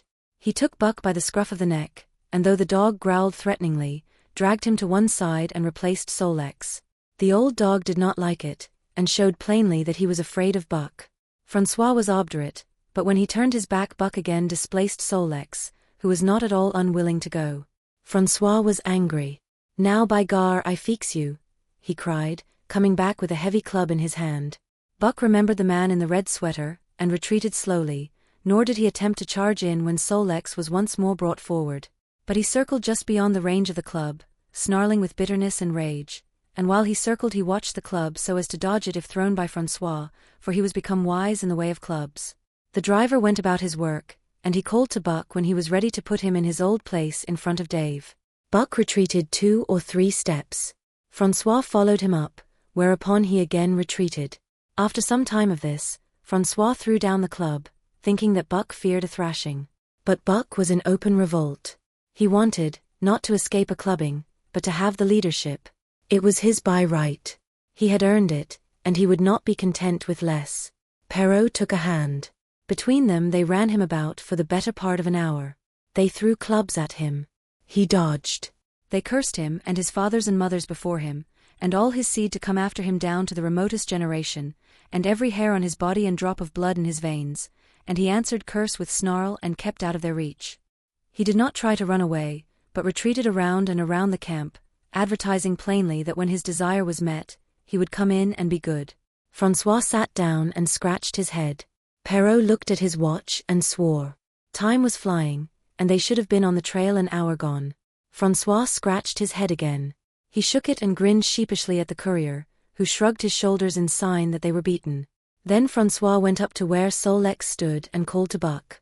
Buck laughed, as dogs laugh, yet kept his distance. Francois unfastened Solex's traces and put him back in his old place. The team stood harnessed to the sled in an unbroken line, ready for the trail. There was no place for Buck save at the front. Once more Francois called, and once more Buck laughed and kept away. "Throw down the club," Perrault commanded. Francois complied, whereupon Buck trotted in, laughing triumphantly, and swung around into position at the head of the team. His traces were fastened, the sled broken out, and with both men running they dashed out onto the river trail. Highly as the dog driver had forevalued Buck, with his 2 devils he found, while the day was yet young, that he had undervalued. At a bound Buck took up the duties of leadership, and where judgment was required and quick thinking and quick acting, he showed himself the superior even of Spitz, of whom Francois had never seen an equal. But it was in giving the law and making his mates live up to it, that Buck excelled. Dave and Solex did not mind the change in leadership. It was none of their business. Their business was to toil, and toil mightily, in the traces. So long as that were not interfered with, they did not care what happened. Billy the good-natured could lead for all they cared, so long as he kept order. The rest of the team, however, had grown unruly during the last days of Spitz, and their surprise was great now that Buck proceeded to lick them into shape. Pike, who pulled at Buck's heels, and who never put an ounce more of his weight against the breastband than he was compelled to do, was swiftly and repeatedly shaken for loafing, and ere the first day was done he was pulling more than ever before in his life. The first night in camp Joe, the sour one, was punished roundly, a thing that Spitz had never succeeded in doing. Buck simply smothered him by virtue of superior weight, and cut him up till he ceased snapping and began to whine for mercy. The general tone of the team picked up immediately. It recovered its old-time solidarity, and once more the dogs leaped as one dog in the traces. At the Rink Rapids 2 native huskies, Teek and Kuna, were added, and the celerity with which Buck broke them in took away Francois's breath. "Never such a dog as dat Buck," he cried. No, nevaire. "Heem worth $1,000 by gar." "Eh? What you say, Perrault?" And Perrault nodded. He was ahead of the record then, and gaining day by day. The trail was in excellent condition, well packed and hard, and there was no new fallen snow with which to contend. It was not too cold. The temperature dropped to 50 below zero and remained there the whole trip. The men rode and ran by turn, and the dogs were kept on the jump, with but infrequent stoppages. The 30-mile river was comparatively coated with ice, and they covered in one day going out what had taken them 10 days coming in. In one run they made a 60-mile dash from the foot of Lake LaBarge to the White Horse Rapids. Across Marsh, Tagish and Bennett, 70 miles of lakes, they flew so fast that the man whose turn it was to run towed behind the sled at the end of a rope. And on the last night of the second week they topped White Pass and dropped down the sea slope with the lights of Skagway and of the shipping at their feet. It was a record run. Each day for 14 days they had averaged 40 miles. For 3 days Perrault and Francois threw chests up and down the main street of Skagway and were deluged with invitations to drink, while the team was the constant center of a worshipful crowd of dog-busters and mushers. Then 3 or 4 Western bad men aspired to clean out the town, were riddled like pepper boxes for their pains, and public interest turned to other idols. Next came official orders. Francois called Buck to him, threw his arms around him, wept over him. And that was the last of Francois and Perrault. Like other men, they passed out of Buck's life for good. A Scotch half-breed took charge of him and his mates, and in company with a dozen other dog teams he started back over the weary trail to Dawson.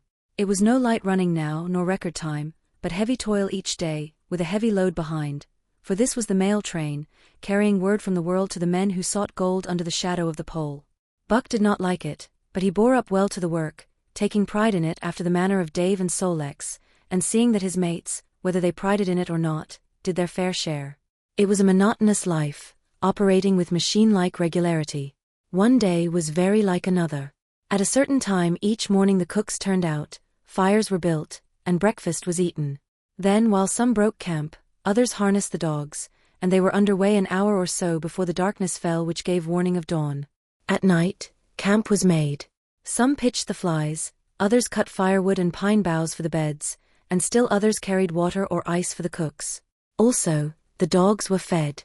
To them, this was the one feature of the day, though it was good to loaf around, after the fish was eaten, for an hour or so with the other dogs, of which there were 50 and odd. There were fierce fighters among them, but 3 battles with the fiercest brought Buck to mastery, so that when he bristled and showed his teeth they got out of his way. Best of all perhaps he loved to lie near the fire, hind legs crouched under him, for legs stretched out in front, head raised, and eyes blinking dreamily at the flames. Sometimes he thought of Judge Miller's big house in the sun-kissed Santa Clara Valley, and of the cement swimming tank and Isabel, the Mexican hairless, and Toots the Japanese pug, but oftener he remembered the man in the red sweater, the death of Curly, the great fight with Spitz, and the good things he had eaten or would like to eat. He was not homesick. The sunland was very dim and distant, and such memories had no power over him. Far more potent were the memories of his heredity that gave things he had never seen before a seeming familiarity. The instincts, which were but the memories of his ancestors become habits, which had lapsed in later days, and still later, in him, quickened and become alive again. Sometimes as he crouched there, blinking dreamily at the flames, it seemed that the flames were of another fire, and that as he crouched by this other fire he saw another and different man from the half-breed cook before him. This other man was shorter of leg and longer of arm, with muscles that were stringy and knotty rather than rounded and swelling. The hair of this man was long and matted, and his head slanted back under it from the eyes. He uttered strange sounds, and seemed very much afraid of the darkness, into which he peered continually, clutching in his hand, which hung midway between knee and foot, a stick with a heavy stone made fast to the end. He was all but naked, a ragged and fire-scorched skin hanging part way down his back, but on his body there was much hair. In some places, across the chest and shoulders and down the outside of the arms and thighs, it was matted into almost a thick fur. He did not stand erect, but with trunk inclined forward from the hips, on legs that bent at the knees. About his body there was a peculiar springiness, or resiliency, almost cat-like, and a quick alertness as of one who lived in perpetual fear of things seen and unseen. At other times this hairy man squatted by the fire with head between his legs and slept. On such occasions his elbows were on his knees, his hands clasped above his head as though to shed rain by the hairy arms. And beyond that fire in the circling darkness, Buck could see many gleaming coals, 2 by 2, always 2 by 2, which he knew to be the eyes of great beasts of prey. And he could hear the crashing of their bodies through the undergrowth, and the noises they made in the night. And dreaming there by the Yukon bank with lazy eyes blinking at the fire, these sounds and sights of another world would make the hair to rise along his back and stand on end across his shoulders and up his neck, till he whimpered low and suppressedly, or growled softly, and the half-breed cook shouted at him, "Hey you Buck, wake up." Whereupon the other world would vanish and the real world come into his eyes, and he would get up and yawn and stretch as though he had been asleep. It was a hard trip, with the mail behind them, and the heavy work wore them down. They were short of weight and in poor condition when they made Dawson, and should have had a 10 days or a week's rest at least. But in 2 days' time they dropped down the Yukon bank from the barracks, loaded with letters for the outside. The dogs were tired, the drivers grumbling, and to make matters worse, it snowed every day.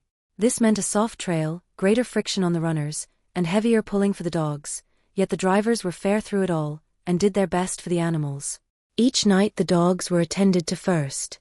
They ate before the drivers ate, and no man sought his sleeping robe till he had seen to the feet of the dogs he drove. Still, their strength went down.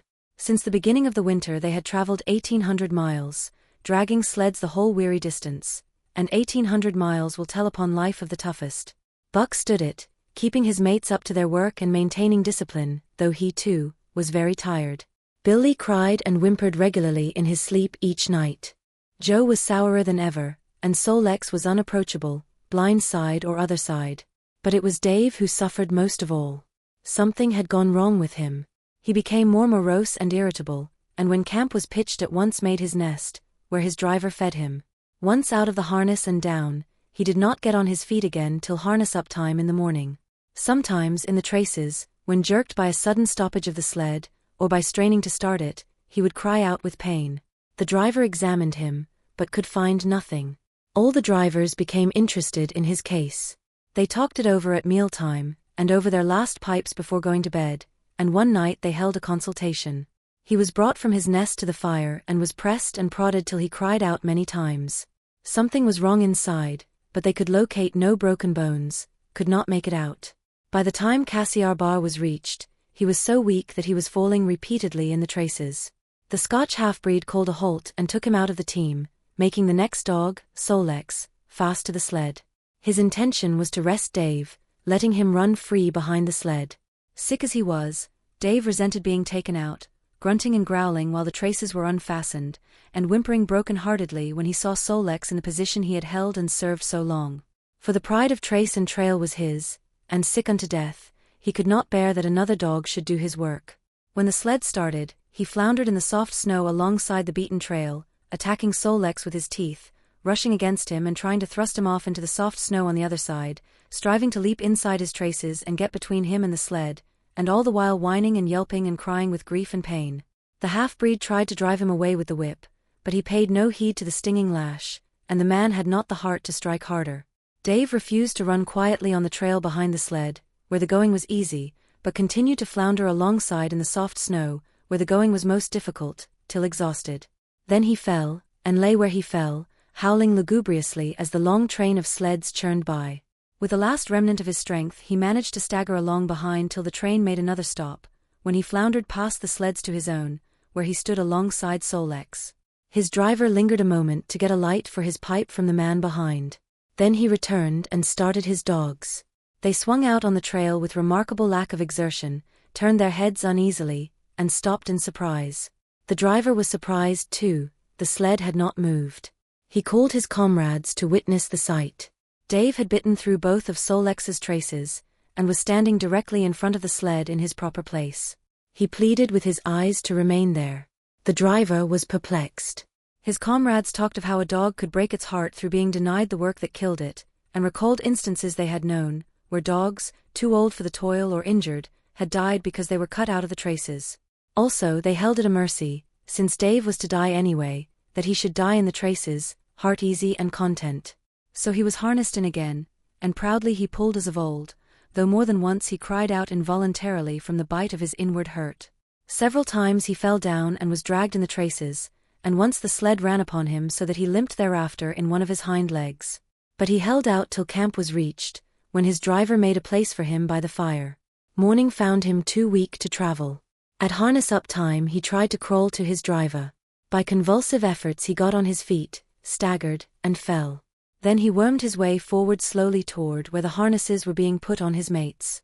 He would advance his forelegs and drag up his body with a sort of hitching movement, when he would advance his forelegs and hitch ahead again for a few more inches. His strength left him, and the last his mates saw of him he lay gasping in the snow and yearning toward them. But they could hear him mournfully howling till they passed out of sight behind a belt of river timber. Here the train was halted.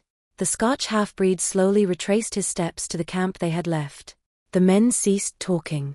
A revolver shot rang out. The man came back hurriedly. The whips snapped, the bells tinkled merrily, the sleds churned along the trail, but Buck knew, and every dog knew, what had taken place behind the belt of river trees. Chipterf. The toil of trace and trail. 30 days from the time it left Dawson, the saltwater mail, with Buck and his mates at the fore, arrived at Skagway. They were in a wretched state, worn out and worn down. Buck's 140 pounds had dwindled to 115. The rest of his mates, though lighter dogs, had relatively lost more weight than he. Pike the malingerer, who in his lifetime of deceit, had often successfully feigned a hurt leg, was now limping in earnest. Solex was limping, and Dub was suffering from a wrenched shoulder blade. They were all terribly footsore. No spring or rebound was left in them. Their feet fell heavily on the trail, jarring their bodies and doubting the fatigue of a day's travel. There was nothing the matter with them except that they were dead tired. It was not the dead tiredness that comes through brief and excessive effort, from which recovery is a matter of hours, but it was the dead tiredness that comes through the slow and prolonged strength drainage of months of toil. There was no power of recuperation left, no reserve strength to call upon.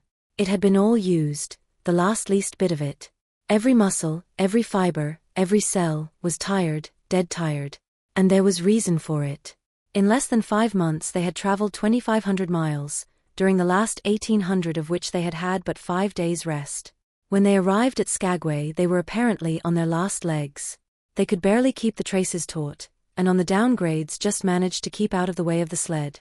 Mush on, poor sore feets, the driver encouraged them as they tottered down the main street of Skagway. This is the last. Den we get one long res. For sure. One bully long res. The drivers confidently expected a long stopover. Themselves, they had covered 1,200 miles with 2 days' rest, and in the nature of reason and common justice they deserved an interval of loafing. But so many were the men who had rushed into the Klondike, and so many were the sweethearts, wives, and kin that had not rushed in, that the congested mail was taking on alpine proportions. Also, there were official orders. Fresh batches of Hudson Bay dogs were to take the places of those worthless for the trail. The worthless ones were to be got rid of, and since dogs count for little against dollars, they were to be sold. 3 days passed, by which time Buck and his mates found how really tired and weak they were. Then on the morning of the 4th day, 2 men from the States came along and bought them, harness and all for a song. The men addressed each other as Hal and Charles. Charles was a middle-aged, lightish-colored man, with weak and watery eyes and a mustache that twisted fiercely and vigorously up, giving the lie to the limply drooping lip it concealed.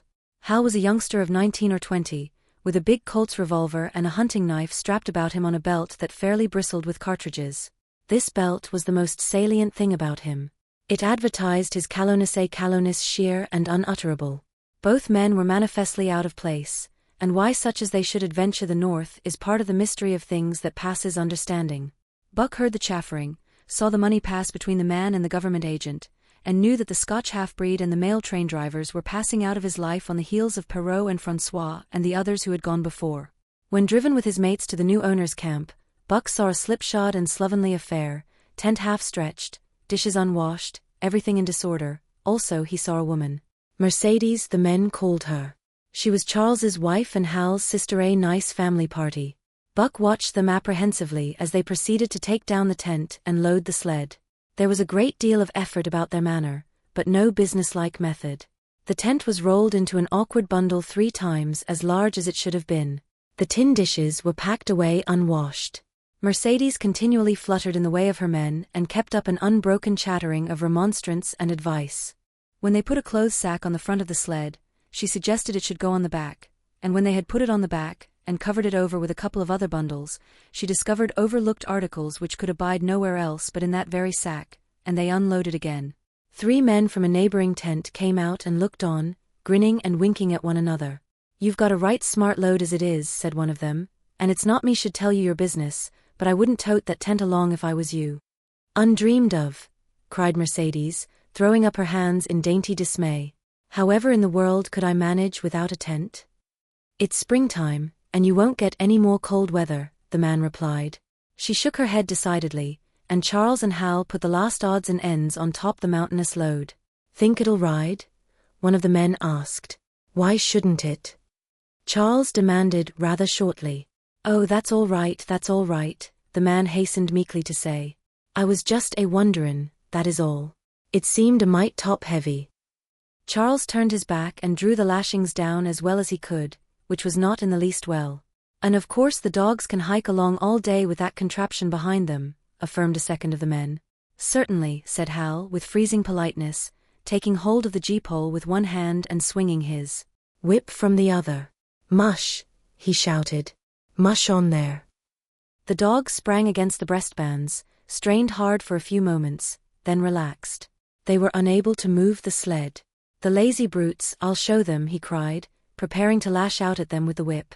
But Mercedes interfered, crying, "Oh Hal, you mustn't," as she caught hold of the whip and wrenched it from him. "The poor dears. Now you must promise you won't be harsh with them for the rest of the trip, or I won't go a step." "Precious lot you know about dogs," her brother sneered, "and I wish you'd leave me alone. They're lazy, I tell you, and you've got to whip them to get anything out of them. That's their way. You ask anyone. Ask one of those men." Mercedes looked at them imploringly, untold repugnance at sight of pain written in her pretty face. "They're weak as water if you want to know," came the reply from one of the men. "Plumb tuckered out, that's what's the matter. They need a rest." "Rest be blanked," said Hal with his beardless lips, and Mercedes said, "Oh," in pain and sorrow at the oath. But she was a clannish creature, and rushed at once to the defense of her brother. "Never mind that man," she said pointedly. "You're driving our dogs, and you do what you think best with them." Again Hal's whip fell upon the dogs. They threw themselves against the breastbands, dug their feet into the packed snow, got down low to it, and put forth all their strength. The sled held as though it were an anchor. After 2 efforts, they stood still, panting. The whip was whistling savagely, when once more Mercedes interfered. She dropped on her knees before Buck, with tears in her eyes, and put her arms around his neck. "You poor, poor dears," she cried sympathetically, "why don't you pull hard? Then you wouldn't be whipped." Buck did not like her, but he was feeling too miserable to resist her, taking it as part of the day's miserable work. One of the onlookers, who had been clenching his teeth to suppress hot speech, now spoke up. "It's not that I care a whoop what becomes of you, but for the dogs' sakes I just want to tell you, you can help them a mighty lot by breaking out that sled. The runners are froze fast. Throw your weight against the gee-pole, right and left, and break it out. A third time the attempt was made, but this time, following the advice, Hal broke out the runners which had been frozen to the snow. The overloaded and unwieldy sled forged ahead, Buck and his mates struggling frantically under the rain of blows. 100 yards ahead the path turned and sloped steeply into the main street. It would have required an experienced man to keep the top-heavy sled upright, and Hal was not such a man. As they swung on the turn the sled went over, spilling half its load through the loose lashings. The dogs never stopped. The lightened sled bounded on its side behind them. They were angry because of the ill treatment they had received and the unjust load. Buck was raging.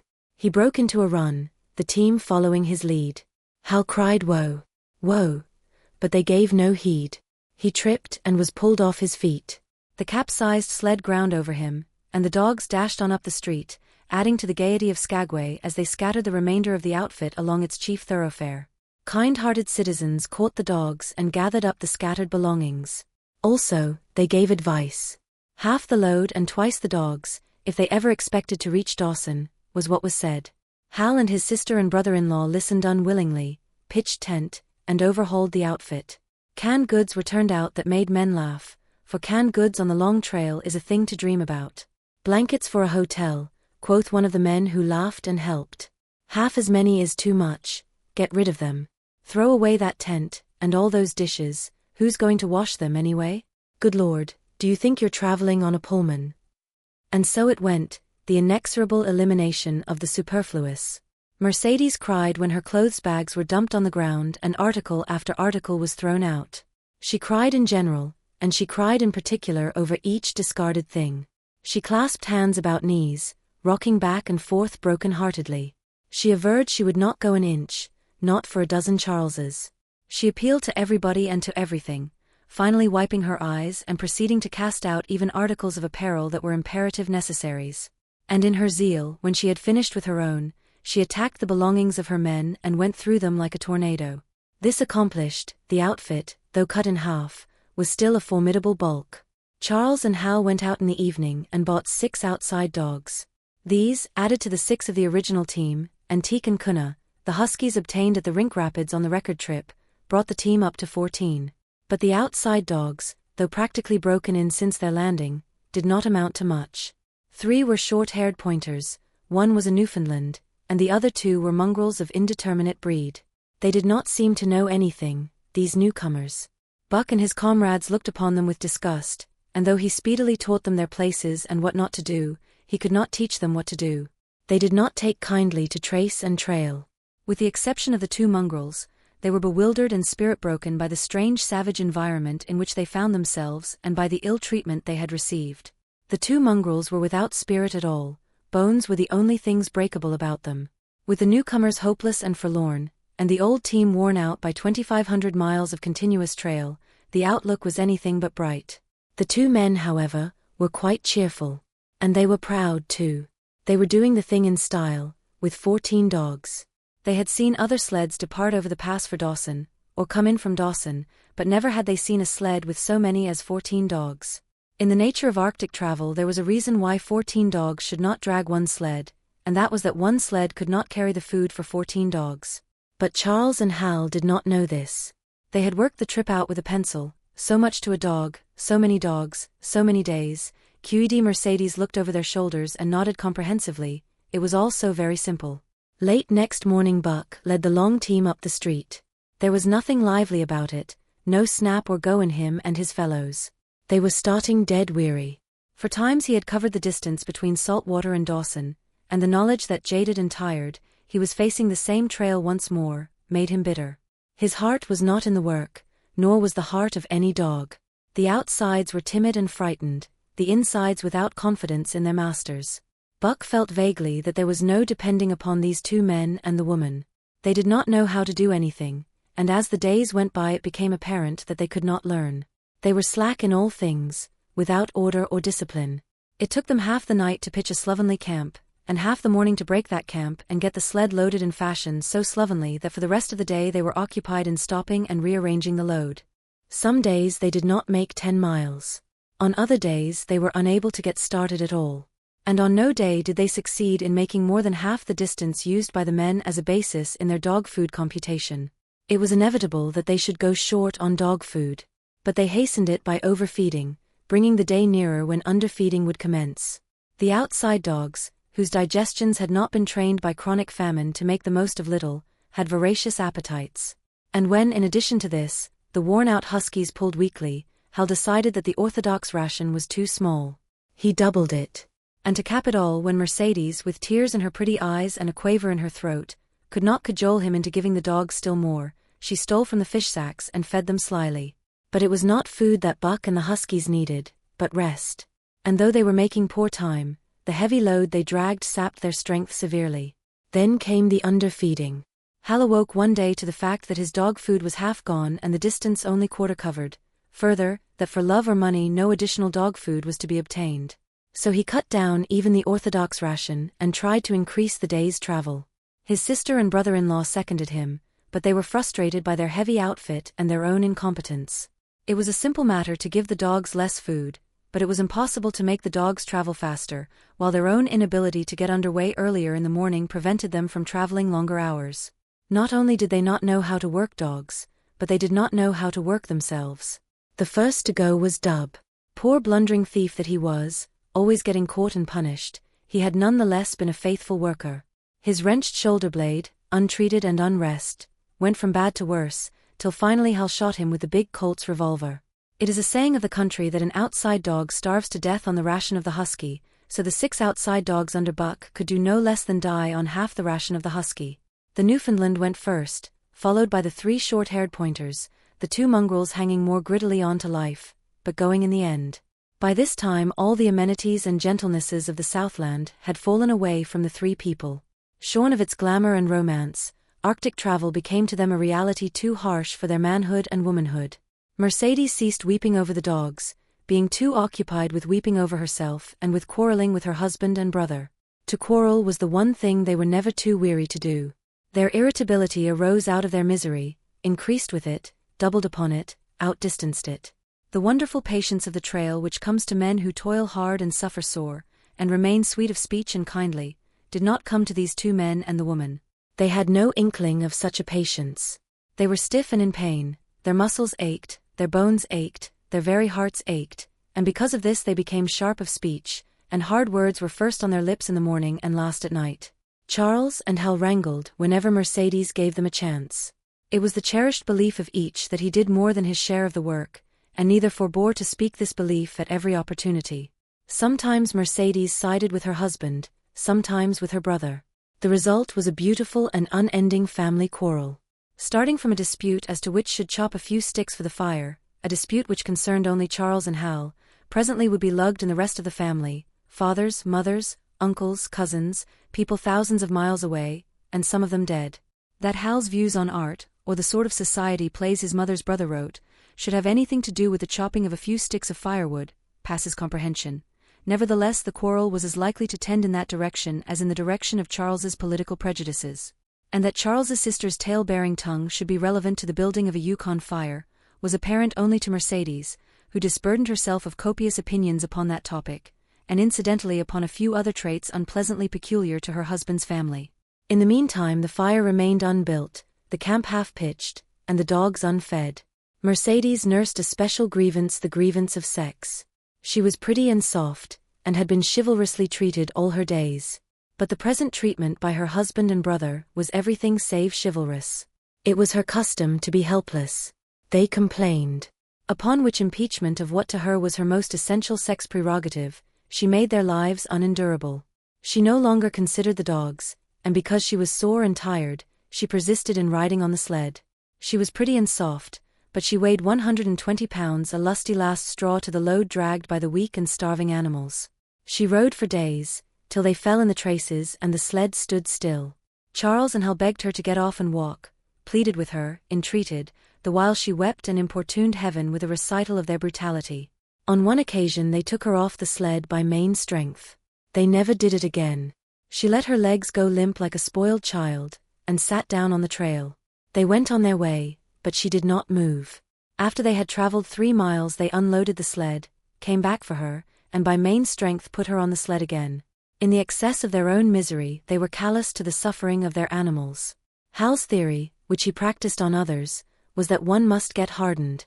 He had started out preaching it to his sister and brother-in-law. Failing there, he hammered it into the dogs with a club. At the 5 fingers the dog food gave out, and a toothless old squaw offered to trade them a few pounds of frozen horsehide for the Colt's revolver that kept the big hunting knife company at Hal's hip. A poor substitute for food was this hide, just as it had been stripped from the starved horses of the cattlemen 6 months back. In its frozen state it was more like strips of galvanized iron, and when a dog wrestled it into his stomach it thawed into thin and innutritious leathery strings and into a mass of short hair, irritating and indigestible. And through it all Buck staggered along at the head of the team as in a nightmare. He pulled when he could no longer pull, he fell down and remained down till blows from whip or club drove him to his feet again. All the stiffness and gloss had gone out of his beautiful furry coat. The hair hung down, limp and draggled, or matted with dried blood where Hal's club had bruised him. His muscles had wasted away to knotty strings, and the flesh pads had disappeared, so that each rib and every bone in his frame were outlined cleanly through the loose hide that was wrinkled in folds of emptiness. It was heartbreaking, only Buck's heart was unbreakable. The man in the red sweater had proved that. As it was with Buck, so was it with his mates. They were perambulating skeletons. There were 7 altogether, including him. In their very great misery they had become insensible to the bite of the lash or the bruise of the club. The pain of the beating was dull and distant, just as the things their eyes saw and their ears heard seemed dull and distant. They were not half living, or quarter living. They were simply so many bags of bones in which sparks of life fluttered faintly. When a halt was made, they dropped down in the traces like dead dogs, and the spark dimmed and paled and seemed to go out. And when the club or whip fell upon them, the spark fluttered feebly up, and they tottered to their feet and staggered on. There came a day when Billy, the good-natured, fell and could not rise. Hal had traded off his revolver, so he took the axe and knocked Billy on the head as he lay in the traces, then cut the carcass out of the harness and dragged it to one side. Buck saw, and his mates saw, and they knew that this thing was very close to them. On the next day Kuna went, and but 5 of them remained: Joe, too far gone to be malignant; Pike, crippled and limping, only half conscious and not conscious enough longer to malinger; Solex, the one-eyed, still faithful to the toil of trace and trail, and mournful in that he had so little strength with which to pull; Teek, who had not traveled so far that winter and who was now beaten more than the others because he was fresher; and Buck, still at the head of the team, but no longer enforcing discipline or striving to enforce it, blind with weakness half the time and keeping the trail by the loom of it and by the dim fey L of his feet. It was beautiful spring weather, but neither dogs nor humans were aware of it.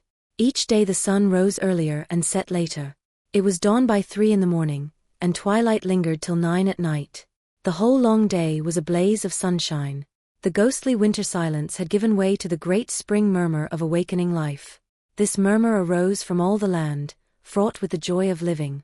It came from the things that lived and moved again, things which had been as dead and which had not moved during the long months of frost. The sap was rising in the pines. The willows and aspens were bursting out in young buds. Shrubs and vines were putting on fresh gobs of green. Crickets sang in the nights, and in the days all manner of creeping, crawling things rustled forth into the sun. Partridges and woodpeckers were booming and knocking in the forest. Squirrels were chattering, birds singing, and overhead honked the wildfowl driving up from the south in cunning wedges that split the air. From every hill slope came the trickle of running water, the music of unseen fountains. All things were thawing, bending, snapping. The Yukon was straining to break loose the ice that bound it down. It ate away from beneath, the sun ate from above. Airholes formed, fissures sprang and spread apart, while thin sections of ice fell through bodily into the river. And amid all this bursting, rending, throbbing of awakening life, under the blazing sun and through the soft sighing breezes, like wayfarers to death, staggered the 2 men, the woman and the huskies. With the dogs falling, Mercedes weeping and riding, Hal swearing innocuously, and Charles's eyes wistfully watering, they staggered into John Thornton's camp at the mouth of White River. When they halted, the dogs dropped down as though they had all been struck dead. Mercedes dried her eyes and looked at John Thornton. Charles sat down on a log to rest. He sat down very slowly and painstakingly, what of his great stiffness. Hal did the talking. John Thornton was whittling the last touches on an axe handle he had made from a stick of birch. He whittled and listened, gave monosyllabic replies, and when it was asked, terse advice. He knew the breed, and he gave his advice in the certainty that it would not be followed. They told us up above that the bottom was dropping out of the trail and that the best thing for us to do was to lay over, Hal said in response to Thornton's warning to take no more chances on the rotten ice. They told us we couldn't make White River, and here we are. This last with a sneering ring of triumph in it. And they told you true, John Thornton answered. The bottom's likely to drop out at any moment. Only fools, with the blind luck of fools, could have made it. I tell you straight, I wouldn't risk my carcass on that ice for all the gold in Alaska. That's because you're not a fool, I suppose, said Hal. All the same, we'll go on to Dawson. He uncoiled his whip. Get up there, Buck. Hi. Get up there. Mush on. Thornton went on whittling. It was idle, he knew, to get between a fool and his folly, while 2 or 3 fools more or less would not alter the scheme of things. But the team did not get up at the command. It had long since passed into the stage where blows were required to rouse it. The whip flashed out, here and there, on its merciless errands. John Thornton compressed his lips. Solex was the first to crawl to his feet. Teak followed. Joe came next, yelping with pain. Pike made painful efforts. Twice he fell over, when half up, and on the third attempt managed to rise. Buck made no effort. He lay quietly where he had fallen. The lash bit into him again and again, but he neither whined nor struggled. Several times Thornton started, as though to speak, but changed his mind. A moisture came into his eyes, and as the whipping continued, he arose and walked irresolutely up and down. This was the first time Buck had failed, in itself a sufficient reason to drive Hal into a rage. He exchanged the whip for the customary club. Buck refused to move under the rain of heavier blows which now fell upon him. Like his mates, he barely able to get up, but unlike them, he had made up his mind not to get up. He had a vague feeling of impending doom. This had been strong upon him when he pulled into the bank, and it had not departed from him. What of the thin and rotten ice he had felt under his feet all day? It seemed that he sensed disaster close at hand, out there ahead on the ice where his master was trying to drive him. He refused to stir. So greatly had he suffered, and so far gone was he, that the blows did not hurt much. And as they continued to fall upon him, the spark of life within flickered and went down. It was nearly out. He felt strangely numb. As though from a great distance, he was aware that he was being beaten. The last sensations of pain left him. He no longer felt anything, though very faintly he could hear the impact of the club upon his body. But it was no longer his body, it seemed so far away. And then suddenly, without warning, uttering a cry that was inarticulate and more like the cry of an animal, John Thornton sprang upon the man who wielded the club. Hal was hurled backward, as though struck by a failing tree. Mercedes screamed. Charles looked on wistfully, wiped his watery eyes, but did not get up because of his stiffness. John Thornton stood over Buck, struggling to control himself, too convulsed with rage to speak. "If you strike that dog again, I'll kill you," he at last managed to say in a choking voice. "It's my dog," Hal replied, wiping the blood from his mouth as he came back. "Get out of my way, or I'll fix you. I'm going to Dawson." Thornton stood between him and Buck, and evinced no intention of getting out of the way. Hal drew his long hunting knife. Mercedes screamed, cried, laughed, and manifested the chaotic abandonment of hysteria. Thornton rapped Hal's knuckles with the axe handle, knocking the knife to the ground. He rapped his knuckles again as he tried to pick it up. Then he stooped, picked it up himself, and with 2 strokes cut Buck's traces. Hal had no fight left in him. Besides, his hands were full with his sister, or his arms rather, while Buck was too near dead to be of further use in hauling the sled. A few minutes later they pulled out from the bank and down the river. Buck heard them go and raised his head to see. Pike was leading, Solex was at the wheel, and between were Joe and Teak. They were limping and staggering. Mercedes was riding the loaded sled. Hal guided at the gee-pole, and Charles stumbled along in the rear. As Buck watched them, Thornton knelt beside him and with rough, kindly hands searched for broken bones. By the time his search had disclosed nothing more than many bruises and a state of terrible starvation, the sled was 1/4 of a mile away. Dog and man watched it crawling along over the ice. Suddenly, they saw its back end drop down, as into a rut, and the gee-pole, with Hal clinging to it, jerk into the air. Mercedes's scream came to their ears. They saw Charles turn and make 1 step to run back, and then a whole section of ice give way and dogs and humans disappear. A yawning hole was all that was to be seen. The bottom had dropped out of the trail. John Thornton and Buck looked at each other. "You poor devil," said John Thornton, and Buck licked his hand. Chapter 6. For the Love of a Man. When John Thornton froze his feet in the previous December, his partners had made him comfortable and left him to get well, going on themselves up the river to get out a raft of saw logs for Dawson. He was still limping slightly at the time he rescued Buck, but with the continued warm weather even the slight limp left him. And here, lying by the riverbank through the long spring days, watching the running water, listening lazily to the songs of birds and the hum of nature, Buck slowly won back his strength. A rest comes very good after one has traveled 3,000 miles, and it must be confessed that Buck waxed lazy as his wounds healed, his muscles swelled out, and the flesh came back to cover his bones. For that matter, they were all loafing, Buck, John Thornton, and Skeet and Nig, waiting for the raft to come that was to carry them down to Dawson. Skeet was a little Irish setter who early made friends with Buck, who, in a dying condition, was unable to resent her first advances. She had the doctor trait which some dogs possess, and as a mother cat washes her kittens, so she washed and cleansed Buck's wounds. Regularly, each morning after he had finished his breakfast, she performed her self-appointed task, till he came to look for her ministrations as much as he did for Thornton's. Nig, equally friendly though less demonstrative, was a huge black dog, half bloodhound and half deerhound, with eyes that laughed and a boundless good nature. To Buck's surprise, these dogs manifested no jealousy toward him. They seemed to share the kindliness and largeness of John Thornton. As Buck grew stronger, they enticed him into all sorts of ridiculous games, in which Thornton himself could not forbear to join, and in this fashion Buck romped through his convalescence and into a new existence. Love, genuine passionate love, was his for the first time. This he had never experienced at Judge Miller's down in the sun-kissed Santa Clara Valley. With the judge's sons hunting and tramping, it had been a working partnership, with the judge's grandsons, a sort of pompous guardianship, and with the judge himself, a stately and dignified friendship. But love that was feverish and burning, that was adoration, that was madness, it had taken John Thornton to arouse. This man had saved his life, which was something, but further, he was the ideal master. Other men saw to the welfare of their dogs from a sense of duty and business expediency. He saw to the welfare of his as if they were his own children, because he could not help it. And he saw further. He never forgot a kindly greeting or a cheering word, and to sit down for a long talk with them, Gas he called it, was as much his delight as theirs.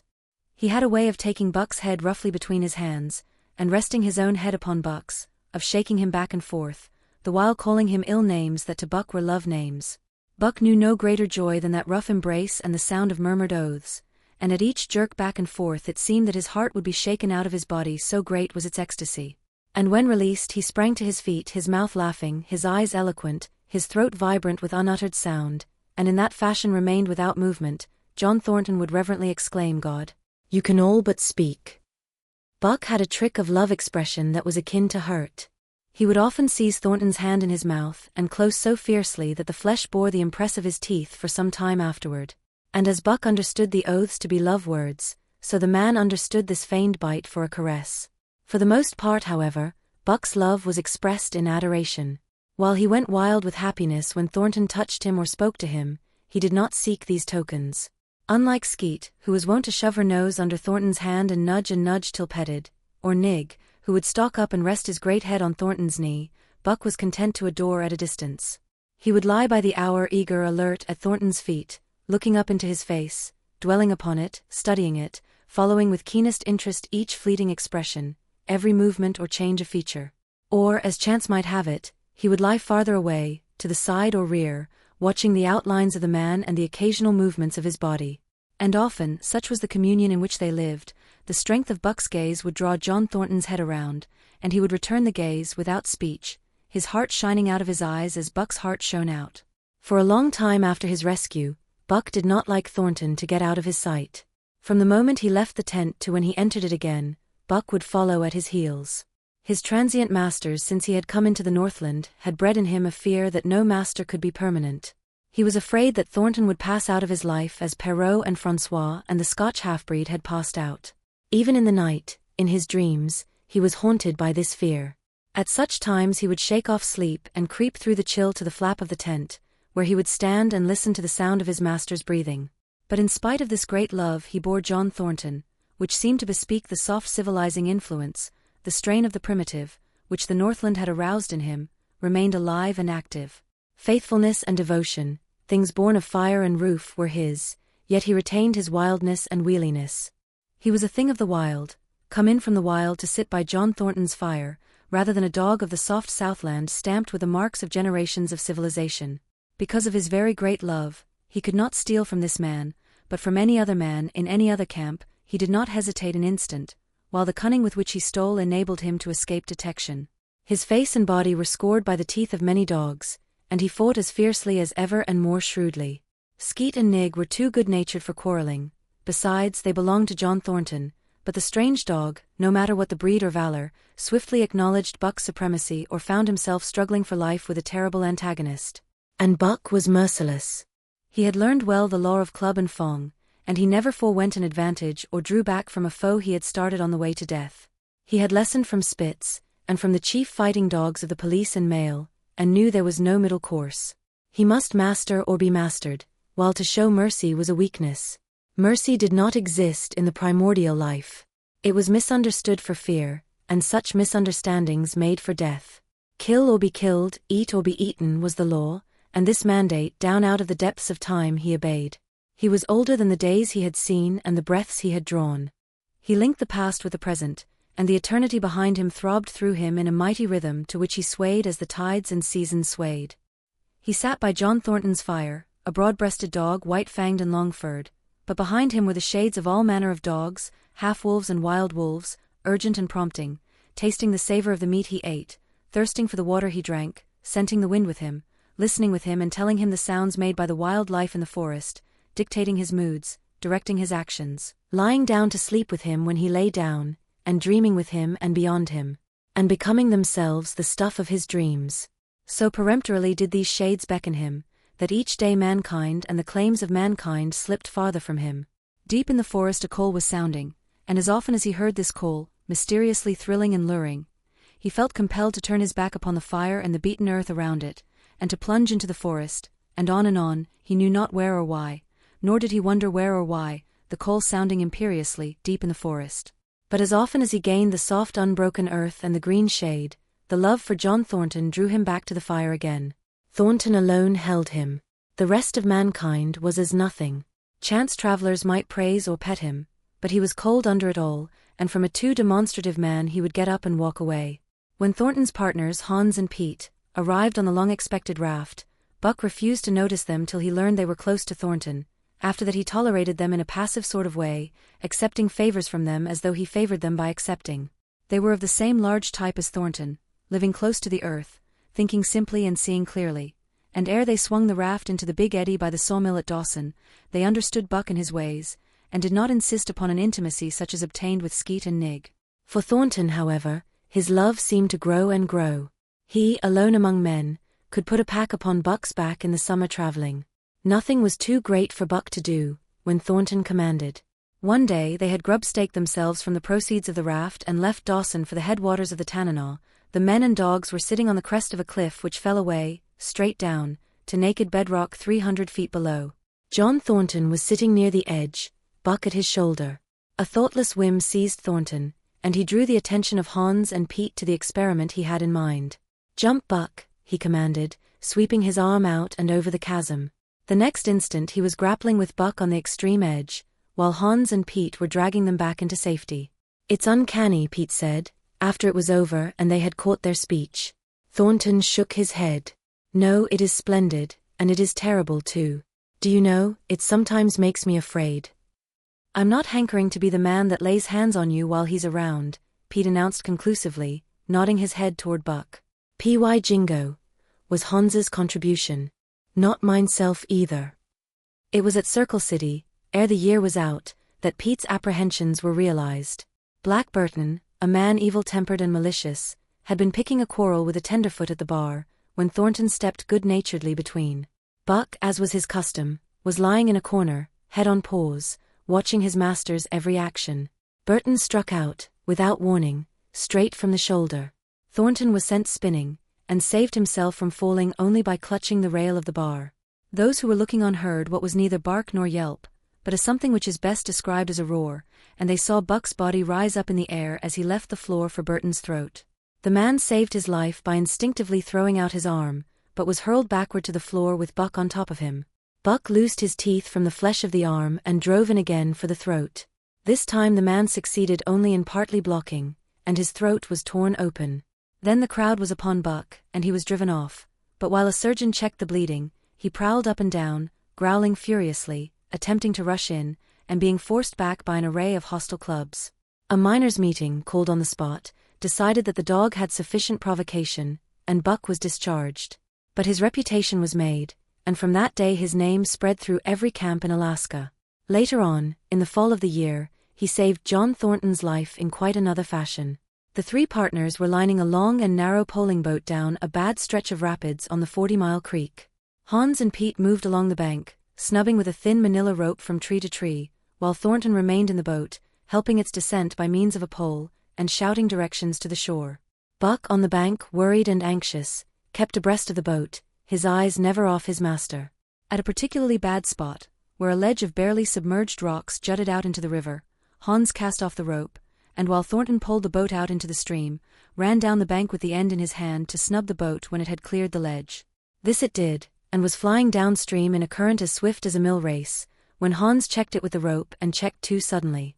The boat flirted over and snubbed into the bank bottom up, while Thornton, flung sheer out of it, was carried downstream toward the worst part of the rapids, a stretch of wild water in which no swimmer could live. Buck had sprung in on the instant, and at the end of 300 yards, amid a mad swirl of water, he overhauled Thornton. When he felt him grasp his tail, Buck headed for the bank, swimming with all his splendid strength. But the progress shoreward was slow, the progress downstream amazingly rapid. From below came the fatal roaring where the wild current went wilder and was rent in shreds and spray by the rocks which thrust through like the teeth of an enormous comb. The suck of the water as it took the beginning of the last steep pitch was frightful, and Thornton knew that the shore was impossible. He scraped furiously over a rock, bruised across a second, and struck a third with crushing force. He clutched its slippery top with both hands, releasing Buck, and above the roar of the churning water shouted, "Go Buck! Go!" Buck could not hold his own, and swept on downstream, struggling desperately, but unable to win back. When he heard Thornton's command repeated, he partly reared out of the water, throwing his head high, as though for a last look, then turned obediently toward the bank. He swam powerfully and was dragged ashore by Pete and Hans at the very point where swimming ceased to be possible and destruction began. They knew that the time a man could cling to a slippery rock in the face of that driving current was a matter of minutes, and they ran as fast as they could up the bank to a point far above where Thornton was hanging on. They attached the line with which they had been snubbing the boat to Buck's neck and shoulders, being careful that it should neither strangle him nor impede his swimming, and launched him into the stream. He struck out boldly, but not straight enough into the stream. He discovered the mistake too late, when Thornton was abreast of him and a bare half-dozen strokes away while he was being carried helplessly past. Hans promptly snubbed with the rope, as though Buck were a boat. The rope thus tightening on him in the sweep of the current, he was jerked under the surface, and under the surface he remained till his body struck against the bank and he was hauled out. He was half drowned, and Hans and Pete threw themselves upon him, pounding the breath into him and the water out of him. He staggered to his feet and fell down. The faint sound of Thornton's voice came to them, and though they could not make out the words of it, they knew that he was in his extremity. His master's voice acted on Buck like an electric shock. He sprang to his feet and ran up the bank ahead of the men to the point of his previous departure. Again the rope was attached and he was launched, and again he struck out, but this time straight into the stream. He had miscalculated once, but he would not be guilty of it a second time. Hans paid out the rope, permitting no slack, while Pete kept it clear of coils. Buck held on till he was on a line straight above Thornton, then he turned, and with the speed of an express train headed down upon him. Thornton saw him coming, and as Buck struck him like a battering ram, with the whole force of the current behind him, he reached up and closed with both arms around the shaggy neck. Hans snubbed the rope around the tree, and Buck and Thornton were jerked under the water. Strangling, suffocating, sometimes one uppermost and sometimes the other, dragging over the jagged bottom, smashing against rocks and snags, they veered in to the bank. Thornton came to, belly downward and being violently propelled back and forth across a drift log by Hans and Pete. His first glance was for Buck, over whose limp and apparently lifeless body Nig was setting up a howl, while Skeet was licking the wet face and closed eyes. Thornton was himself bruised and battered, and he went carefully over Buck's body, when he had been brought around, finding 3 broken ribs. "That settles it," he announced. "We camp right here." And camp they did, till Buck's ribs knitted and he was able to travel. That winter at Dawson, Buck performed another exploit, not so heroic perhaps, but one that put his name many notches higher on the totem pole of Alaskan fame. This exploit was particularly gratifying to the three men, for they stood in need of the outfit which it furnished, and were enabled to make a long-desired trip into the Virgin East, where miners had not yet appeared. It was brought about by a conversation in the El Dorado saloon, in which men waxed boastful of their favorite dogs. Buck, because of his record, was the target for these men, and Thornton was driven stoutly to defend him. At the end of half an hour one man stated that his dog could start a sled with 500 pounds and walk off with it, a second bragged 600 for his dog, and a third, 700. Pooh. Pooh, said John Thornton, Buck can start 1,000 pounds. And break it out? And walk off with it for 100 yards, demanded Mathewson, a bonanza king, he of the 700 vaunt. And break it out, and walk off with it for 100 yards, John Thornton said coolly. Well, Mathewson said slowly and deliberately, so that all could hear, I've got $1,000 that says he can't. And there it is. So saying, he slammed a sack of gold dust of the size of a bologna sausage down upon the bar. Nobody spoke. Thornton's bluff, if bluff it was, had been called. He could feel a flush of warm blood creeping up his face. His tongue had tricked him. He did not know whether Buck could start 1,000 pounds. 1/2 a ton. The enormousness of it appalled him. He had great faith in Buck's strength and had often thought him capable of starting such a load, but never as now, had he faced the possibility of it, the eyes of a dozen men fixed upon him, silent and waiting. Further, he had no $1,000, nor had Hans or Pete. I've got a sled standing outside now, with 20 50-pound sacks of flour on it, Mathewson went on with brutal directness, so don't let that hinder you. Thornton did not reply. He did not know what to say. He glanced from face to face in the absent way of a man who has lost the power of thought and is seeking somewhere to find the thing that will start it going again. The face of Jim O'Brien, a Mastodon king and old-time comrade, caught his eyes.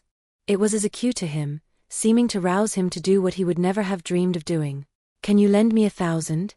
He asked, almost in a whisper. Sure, answered O'Brien, thumping down a plethoric sack by the side of Mathewson's. Though it's little faith I'm having, John, that the beast can do the trick. The El Dorado emptied its occupants into the street to see the test. The tables were deserted, and the dealers and gamekeepers came forth to see the outcome of the wager and to lay odds. Several hundred men, furred and mittened, banked around the sled within easy distance. Mathewson's sled, loaded with 1,000 pounds of flour, had been standing for a couple of hours, and in the intense cold, it was 60 below zero, the runners had frozen fast to the hard-packed snow. Men offered odds of 2 to 1 that Buck could not budge the sled. A quibble arose concerning the phrase break out. O'Brien contended it was Thornton's privilege to knock the runners loose, leaving Buck to break it out from a dead standstill. Mathewson insisted that the phrase included breaking the runners from the frozen grip of the snow. A majority of the men who had witnessed the making of the bet decided in his favor, whereat the odds went up to 3 to 1 against Buck. There were no takers. Not a man believed him capable of the feat. Thornton had been hurried into the wager, heavy with doubt, and now that he looked at the sled itself, the concrete fact, with a regular team of 10 dogs curled up in the snow before it, the more impossible the task appeared. Mathewson waxed jubilant. 3 to 1, he proclaimed. I'll lay you another 1,000 at that figure, Thornton. What d'ye say? Thornton's doubt was strong in his face, but his fighting spirit was aroused, the fighting spirit that soars above odds, fails to recognize the impossible, and is deaf to all save the clamor for battle. He called Hans and Pete to him. Their sacks were slim, and with his own the three partners could rake together only $200. In the ebb of their fortunes, this sum was their total capital, yet they laid it unhesitatingly against Mathewson's 600.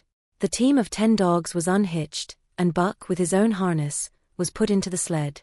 He had caught the contagion of the excitement, and he felt that in some way he must do a great thing for John Thornton. Murmurs of admiration at his splendid appearance went up.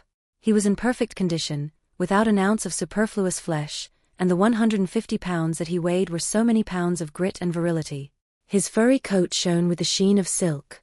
Down the neck and across the shoulders, his mane, in repose as it was, half bristled and seemed to lift with every movement, as though excess of vigor made each particular hair alive and active. The great breast and heavy forelegs were no more than in proportion with the rest of the body, where the muscles showed in tight rolls underneath the skin. Men felt these muscles and proclaimed them hard as iron, and the odds went down to 2-1. Gad, sir. Gad, sir, stuttered a member of the latest dynasty, a king of the Skookum benches. I offer you 800 for him, sir, before the test, sir, 800 just as he stands. Thornton shook his head and stepped to Buck's side. You must stand off from him, Mathewson protested. Free play and plenty of room. The crowd fell silent, only could be heard the voices of the gamblers vainly offering 2-1. Everybody acknowledged Buck a magnificent animal, but 20 50-pound sacks of flour bulked too large in their eyes for them to loosen their pouch strings. Thornton knelt down by Buck's side. He took his head in his 2 hands and rested cheek on cheek. He did not playfully shake him, as was his wont, or murmur soft love curses, but he whispered in his ear. As you love me, Buck. As you love me, was what he whispered. Buck whined with suppressed eagerness. The crowd was watching curiously. The affair was growing mysterious. It seemed like a conjuration. As Thornton got to his feet, Buck seized his mittened hand between his jaws, pressing in with his teeth and releasing slowly, half reluctantly. It was the answer in terms, not of speech but of love. Thornton stepped well back. Now, Buck, he said. Buck tightened the traces, then slacked them for a matter of several inches. It was the way he had learned. Gee. Thornton's voice rang out, sharp in the tense silence. Buck swung to the right, ending the movement in a plunge that took up the slack and with a sudden jerk arrested his 150 pounds. The load quivered, and from under the runners arose a crisp crackling. Ha! Thornton commanded. Buck duplicated the maneuver, this time to the left. The crackling turned into a snapping, the sled pivoting and the runners slipping and grating several inches to the side. The sled was broken out. Men were holding their breaths, intensely unconscious of the fact. Now mush. Thornton's command cracked out like a pistol shot. Buck threw himself forward, tightening the traces with a jarring lunge. His whole body was gathered compactly together in the tremendous effort, the muscles writhing and knotting like live things under the silky fur. His great chest was low to the ground, his head forward and down, while his feet were flying like mad, the claws scarring the hard-packed snow in parallel grooves. The sled swayed and trembled, half-started forward. One of his feet slipped, and one man groaned aloud.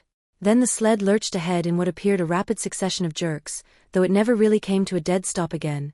Half an inch, 2 inches. The jerks perceptibly diminished. As the sled gained momentum, he caught them up, till it was moving steadily along. Men gasped and began to breathe again, unaware that for a moment they had ceased to breathe. Thornton was running behind, encouraging Buck with short, cheery words. The distance had been measured off, and as he neared the pile of firewood which marked the end of the 100 yards, a cheer began to grow and grow, which burst into a roar as he passed the firewood and halted at command. Every man was tearing himself loose, even Mathewson. Hats and mittens were flying in the air. Men were shaking hands, it did not matter with whom, and bubbling over in a general incoherent babble. But Thornton fell on his knees beside Buck. Head was against head, and he was shaking him back and forth. Those who hurried up heard him cursing Buck, and he cursed him long and fervently, and softly and lovingly. Gad, sir. Gad, sir, spluttered the Skookum bench king. I'll give you 1,000 for him, sir, 1,000, sir, 1,200, sir. Thornton rose to his feet. His eyes were wet. The tears were streaming frankly down his cheeks. Sir, he said to the Skookum bench king, no, sir. You can go to hell, sir. It's the best I can do for you, sir. Buck seized Thornton's hand in his teeth. Thornton shook him back and forth. As though animated by a common impulse, the onlookers drew back to a respectful distance, nor were they again indiscreet enough to interrupt. Chapter 7. The Sounding of the Call. When Buck earned $1,600 in 5 minutes for John Thornton, he made it possible for his master to pay off certain debts and to journey with his partners into the East after a fabled lost mine, the history of which was as old as the history of the country. Many men had sought it, few had found it, and more than a few there were who had never returned from the quest. This lost mine was steeped in tragedy and shrouded in mystery. No one knew of the first man. The oldest tradition stopped before it got back to him. From the beginning there had been an ancient and ramshackle cabin. Dying men had sworn to it, and to the mine the site of which it marked, clinching their testimony with nuggets that were unlike any known grade of gold in the Northland. But no living man had looted this treasure house, and the dead were dead, wherefore John Thornton and Pete and Hans, with Buck and half a dozen other dogs, faced into the east on an unknown trail to achieve where men and dogs as good as themselves had failed.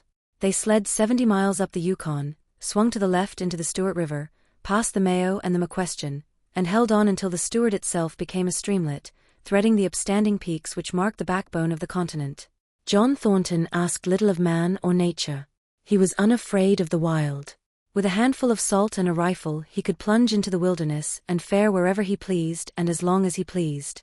Being in no haste Indian fashion, he hunted his dinner in the course of the day's travel, and if he failed to find it, like the Indian, he kept on traveling, secure in the knowledge that sooner or later he would come to it. So, on this great journey into the east, straight meat was the bill of fare, ammunition and tools principally made up the load on the sled, and the time card was drawn upon the limitless future. To Buck it was boundless delight, this hunting, fishing and indefinite wandering through strange places. 4 weeks at a time they would hold on steadily, day after day, and for weeks upon end they would camp here and there, the dogs loafing and the men burning holes through frozen muck and gravel and washing countless pans of dirt by the heat of the fire. Sometimes they went hungry, sometimes they feasted riotously, all according to the abundance of game and the fortune of hunting. Summer arrived, and dogs and men packed on their backs, rafted across blue mountain lakes, and descended or ascended unknown rivers in slender boats whipsawed from a standing forest. The months came and went, and back and forth they twisted through the uncharted vastness, where no men were and yet where men had been if the lost cabin were true. They went across divides in summer blizzards, shivered under the midnight sun on naked mountains between the timberline and the eternal snows, dropped into summer valleys amid swarming gnats and flies, and in the shadows of glaciers picked strawberries and flowers as ripe and fair as any the Southland could boast. In the fall of the year they penetrated a weird lake country, sad and silent, where wildfowl had been, but where then there was no life nor sign of life, only the blowing of chill winds, the forming of ice in sheltered places, and the melancholy rippling of waves on lonely beaches.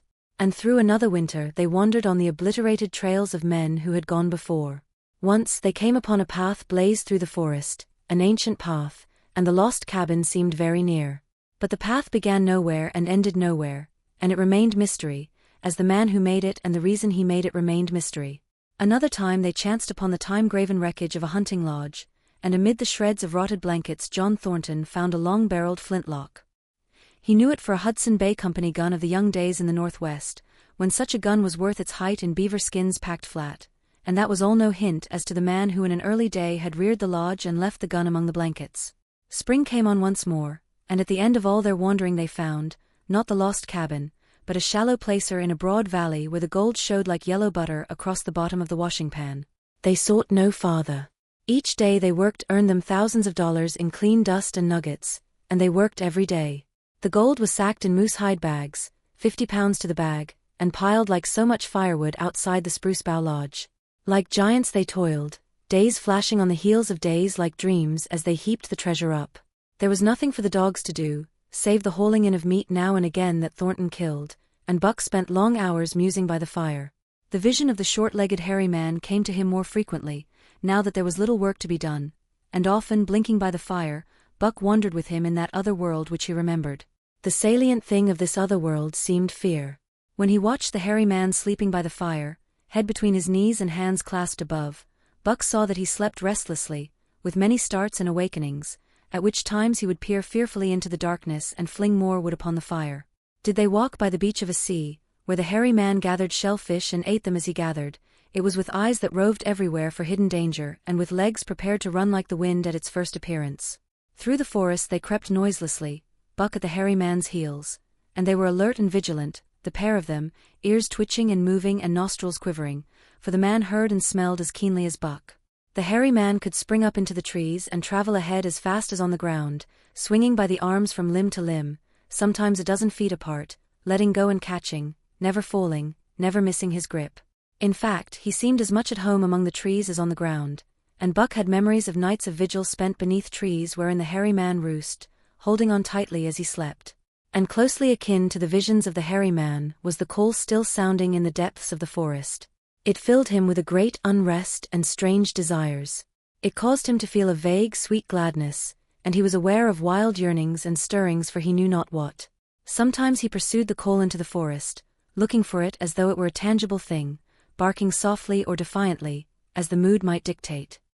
He would thrust his nose into the cool wood moss, or into the black soil where long grasses grew, and snort with joy at the fat earth smells, or he would crouch for hours, as if in concealment, behind fungus-covered trunks of fallen trees, wide-eyed and wide-eared to all that moved and sounded about him. It might be, lying thus, that he hoped to surprise this call he could not understand. But he did not know why he did these various things. He was impelled to do them, and did not reason about them at all. Irresistible impulses seized him. He would be lying in camp, dozing lazily in the heat of the day, when suddenly his head would lift and his ears cock up, intent and listening, and he would spring to his feet and dash away, and on for hours, through the forest aisles and across the open spaces where the niggerheads bunched. He loved to run down dry watercourses, and to creep and spy upon the bird life in the woods. For a day at a time he would lie in the underbrush where he could watch the partridges drumming and strutting up and down. But especially he loved to run in the dim twilight of the summer midnights, listening to the subdued and sleepy murmurs of the forest, reading signs and sounds as man may read a book, and seeking for the mysterious something that cold, waking or sleeping, at all times, for him to come. One night he sprang from sleep with a start, eager-eyed, nostrils quivering and scenting, his mane bristling in recurrent waves. From the forest came the call, or one note of it, for the call was many-noted, distinct and definite as never before, a long-drawn howl, like yet unlike any noise made by husky dog. And he knew it, in the old familiar way, as a sound heard before. He sprang through the sleeping camp and in swift silence dashed through the woods. As he drew closer to the cry he went more slowly, with caution in every movement, till he came to an open place among the trees, and looking out saw, erect on haunches, with nose pointed to the sky, a long lean timber wolf. He had made no noise, yet it ceased from its howling and tried to sense his presence. Buck stalked into the open, half crouching, body gathered compactly together, tail straight and stiff, feet falling with unwonted care. Every movement advertised commingled threatening and overture of friendliness. It was the menacing truce that marks the meeting of wild beasts that prey. But the wolf fled at sight of him. He followed, with wild leapings, in a frenzy to overtake. He ran him into a blind channel, in the bed of the creek where a timber jam barred the way. The wolf whirled about, pivoting on his hind legs after the fashion of Joe and of all cornered husky dogs, snarling and bristling, clipping his teeth together in a continuous and rapid succession of snaps. Buck did not attack, but circled him about and hedged him in with friendly advances. The wolf was suspicious and afraid, for Buck made 3 of him in weight, while his head barely reached Buck's shoulder. Watching his chance, he darted away, and the chase was resumed. Time and again he was cornered, and the thing repeated, though he was in poor condition, or Buck could not so easily have overtaken him. He would run till Buck's head was even with his flank, when he would whirl around at bay, only to dash away again at the first opportunity. But in the end Buck's pertinacity was rewarded, for the wolf, finding that no harm was intended, finally sniffed noses with him. Then they became friendly, and played about in the nervous half-coy way with which fierce beasts belie their fierceness. After some time of this the wolf started off at an easy lope in a manner that plainly showed he was going somewhere. He made it clear to Buck that he was to come, and they ran side by side through the somber twilight, straight up the creek bed, into the gorge from which it issued, and across the bleak divide where it took its rise. On the opposite slope of the watershed they came down into a level country where were great stretches of forest and many streams, and through these great stretches they ran steadily, hour after hour, the sun rising higher and the day growing warmer. Buck was wildly glad. He knew he was at last answering the call, running by the side of his wood brother toward the place from where the call surely came. Old memories were coming upon him fast, and he was stirring to them as of old he stirred to the realities of which they were the shadows. He had done this thing before, somewhere in that other and dimly remembered world, and he was doing it again now, running free in the open, the unpacked earth underfoot, the wide sky overhead.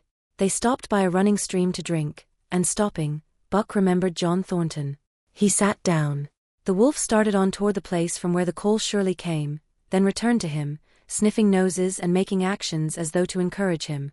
But Buck turned about and started slowly on the back track. For the better part of an hour the wild brother ran by his side, whining softly. Then he sat down, pointed his nose upward, and howled. It was a mournful howl, and as Buck held steadily on his way he heard it grow faint and fainter until it was lost in the distance. John Thornton was eating dinner when Buck dashed into camp and sprang upon him in a frenzy of affection, overturning him, scrambling upon him, licking his face, biting his hand, playing the general tomfool, as John Thornton characterized it, the while he shook Buck back and forth and cursed him lovingly. For 2 days and nights Buck never left camp, never let Thornton out of his sight. He followed him about at his work, watched him while he ate, saw him into his blankets at night and out of them in the morning. But after 2 days the call in the forest began to sound more imperiously than ever. Buck's restlessness came back on him, and he was haunted by recollections of the wild brother, and of the smiling land beyond the divide and the run side by side through the wide forest stretches. Once again he took to wandering in the woods, but the wild brother came no more, and though he listened through long vigils, the mournful howl was never raised. He began to sleep out at night, staying away from camp for days at a time, and once he crossed the divide at the head of the creek and went down into the land of timber and streams. There he wandered for a week, seeking vainly for fresh sign of the wild brother, killing his meat as he traveled and traveling with the long easy lope that seems never to tire. He fished for salmon in a broad stream that emptied somewhere into the sea, and by this stream he killed a large black bear, blinded by the mosquitoes while likewise fishing, and raging through the forest helpless and terrible.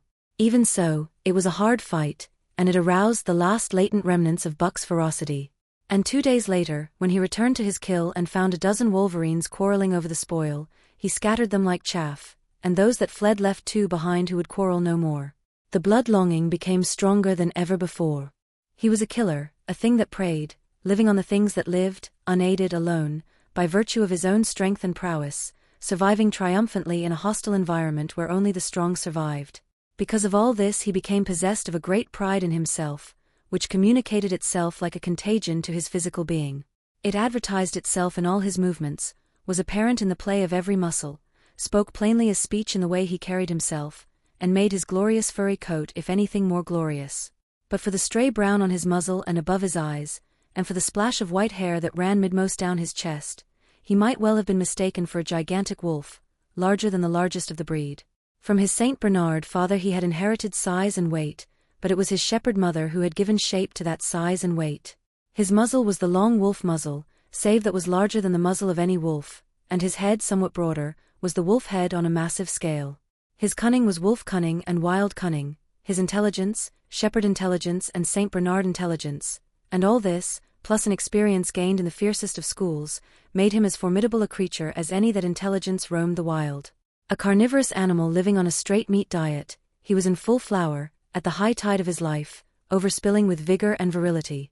When Thornton passed a caressing hand along his back, a snapping and crackling followed the hand, each hair discharging its pent magnetism at the contact.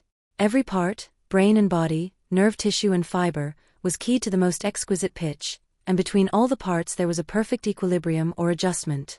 To sights and sounds and events which required action, he responded with lightning-like rapidity. Quickly as a husky dog could leap to defend from attack or to attack, he could leap twice as quickly. He saw the movement, or heard sound, and responded in less time than another dog required to compass the mere seeing or hearing. He perceived and determined and responded in the same instant. In point of fact, the 3 actions of perceiving, determining, and responding were sequential, but so infinitesimal were the intervals of time between them that they appeared simultaneous. His muscles were surcharged with vitality, and snapped into play sharply, like steel springs. Life streamed through him in splendid flood, glad and rampant, until it seemed that it would burst him asunder in sheer ecstasy and pour forth generously over the world. "Never was there such a dog," said John Thornton one day, as the partners watched Buck marching out of camp.